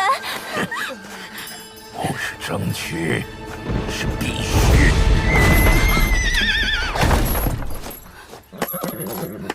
雨落，怎么下了车？饭都要晃出来了。公子，马儿突然受惊，不愿前行。亡国的皇亲贵戚，连马车都驾不好。畜生鼻子灵，这可不是活人走的路。无妨，前行1里，在向东拐3里，就能上官道。看来国师大人读了不少圣贤书吧？在外不许叫我国师，我的话你当耳旁风了？想杀我？要不要取出几颗困龙钉来，让你恢复点修为，多点胆量？公子，奴婢错了。知恩图报的道理，封神谢氏没教过。看看余洛，亡国太子还鞍前马后伺候我，他心里会没有怨言？只是比你更会当狗。这次远游，你们切记不可暴露身份。是，公子。哎，陈平安要知道地图被我动了手脚，别说收我做徒弟了，非打死我不可。啊，不过我可以把脏事都泼给你嘛，反正我现在是崔东山，不是你崔禅喽。无名山岭凶主蛰伏，没了阿良，看你撑到几时。燕子低飞射过道，蚂蚁搬家山白毛。月亮沉茂，大雨冲号，天上挂满鲤鱼帆，明日晒谷不用烦。那老道人真是乌鸦嘴。我们好像一直在绕圈子，这片森林不对劲。怎么了？难道是这张山水行事图有问题？还是说，我们已经被什么东西给盯上了？陈平安，从刚才开始，我就感受不到阴神前辈的气息了。要不我们往回走吧？不行，我曾经听龙妖的姚师傅说过，在山中遇到鬼打墙，是被不干净的东西遮住了眼睛，这个时候绝不能走回头路，否则会越陷越深。那这该怎么办啊？有种土法子，是男孩向暗处撒泡尿，或许能破这障眼法。尿不出来呀！小叔叔，你看那边。师母，我们是不是撞鬼了？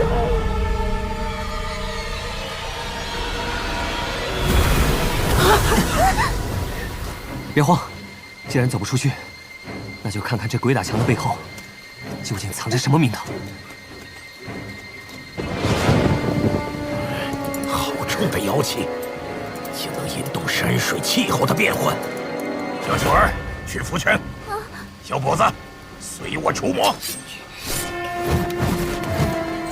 天天道24山有金山银山，道殿24山有龙潭虎穴。师傅，子时。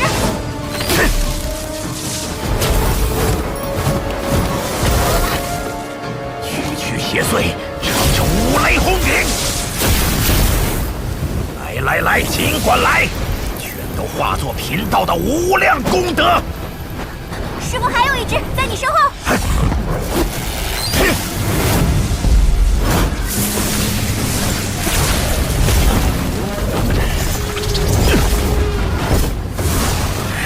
就是一尊阴神，境界不低。他往哪个方向去了？子时方向。追！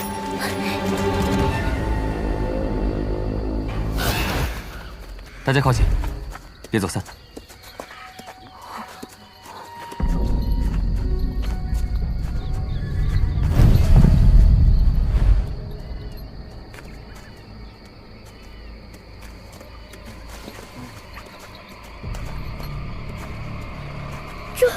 这不是我刚才尿尿的地方吗？师傅，我们是不是真撞上鬼了？进必贵，上必轻必重，虚必来。宝平，宝平，你们在哪儿？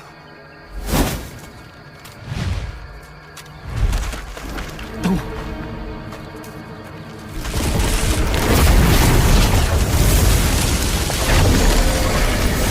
这灯笼，莫非是那书中女鬼的手段？宝平，李怀，李守义，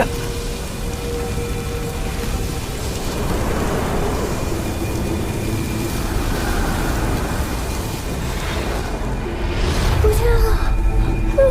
师兄，不要丢下我！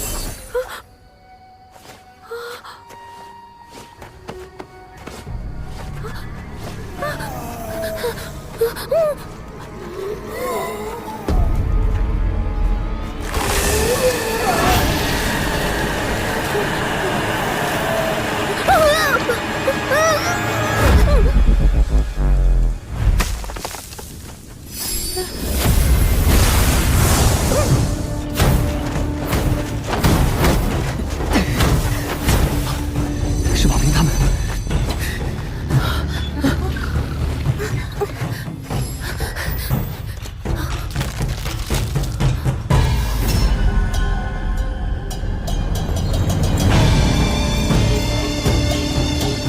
破丈夫！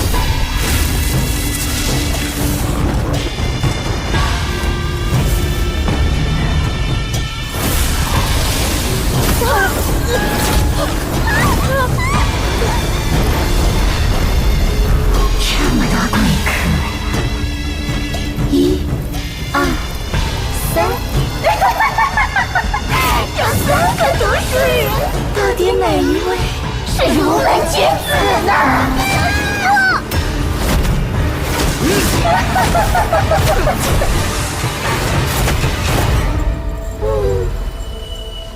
我们只是路过此处，无意打扰，可否请小姐放行？小姐，没看到我的衣饰吗？叫我楚夫人！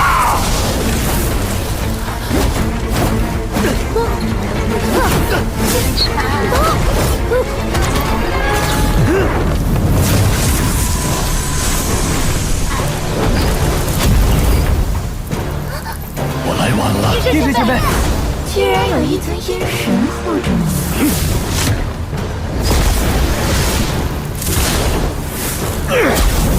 这位阴神前辈真是识阴不尽。如果要是放到几年之后，妾身这次肯定就不肯亲自露面了。所以，恕妾身今日无法招待。阴神前辈，放心，不会让几位小郎君久等的。休想！长天雷！师傅是个假阴尸鬼，没完没了！好啊！出国未到这么多年，头一回撞见红衣厉鬼，赚大发了！几位施主退后，我们来对付他。多谢道长相助。小伙子，现出真身，助我一臂之力。人来隔重枝，鬼来隔座山，千邪弄不出，万邪弄不开，奇迹如律令。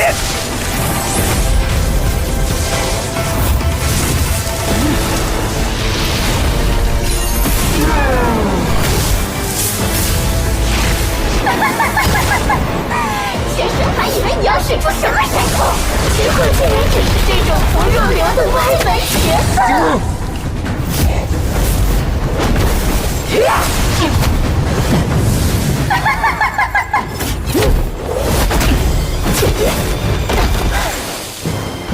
小伙子，还没结束！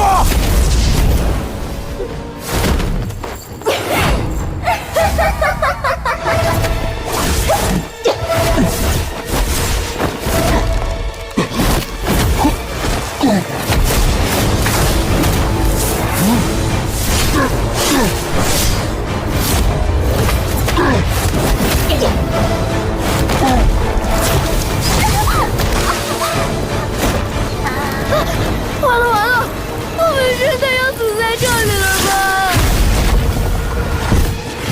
前辈，你有办法带我们出去吗？你们中了那鬼物的术法，已经走上了黄泉路。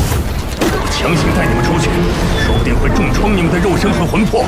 虚会消散，道气长存，不起作用。这些灯笼并非普通的鬼火，只要灯笼亮着，任何术法都会被镇压。眼下只有一个办法能争取机会了。我明白了，小伙子，收妖！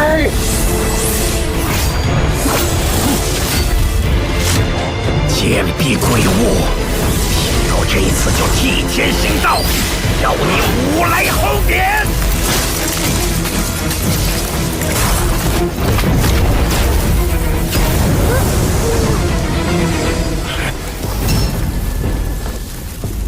老瞎子，刀法不精，妾身就让你晓得什么叫做锥心之痛。吃香！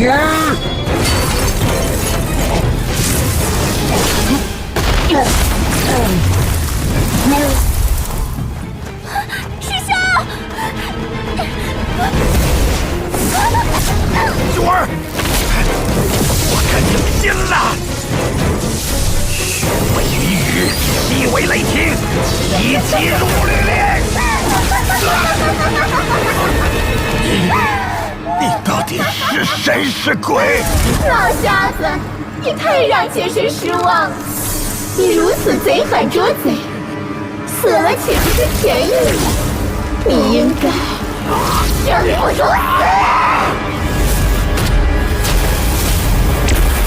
陈平安，就是现在！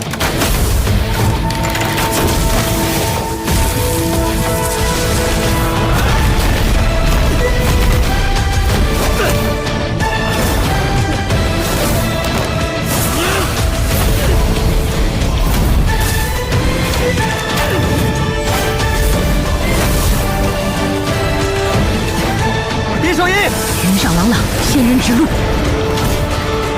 做成了，让这个猫快走啊！啊，是谁呀？所见飞石，就是这里。没空陪你玩了，走。小师兄，快走！我去见老道人。走。休息啊！你们真以为逃得出我的掌心？都得死！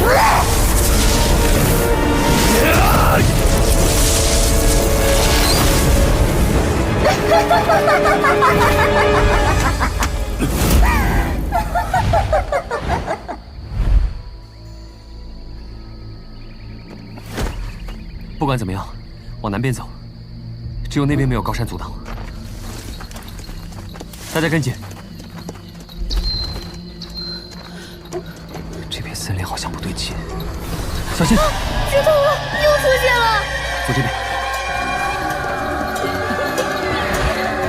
好生俊俏，小姐的眼光真好。杨贵阁的门。是小姐请来的客人。到底想怎么样？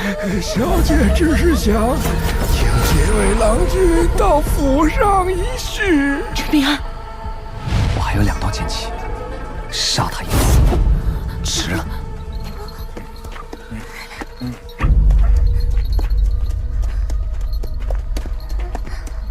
小师叔。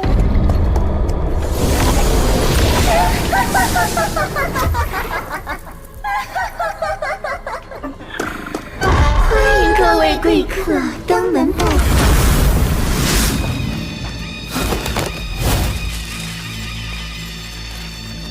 你们可以喊我楚夫人。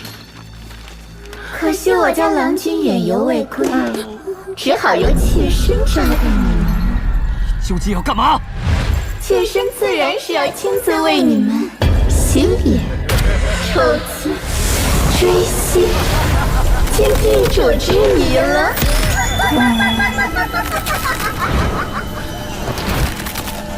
几位真的不见了？看来还是要妾身亲自迎接了。我以前最喜欢读书人，可当我被我的郎君俘虏以后，我才知道，天底下的读书人全是负心人，全是负心人，全是负心人，他们都该死，他们都该死。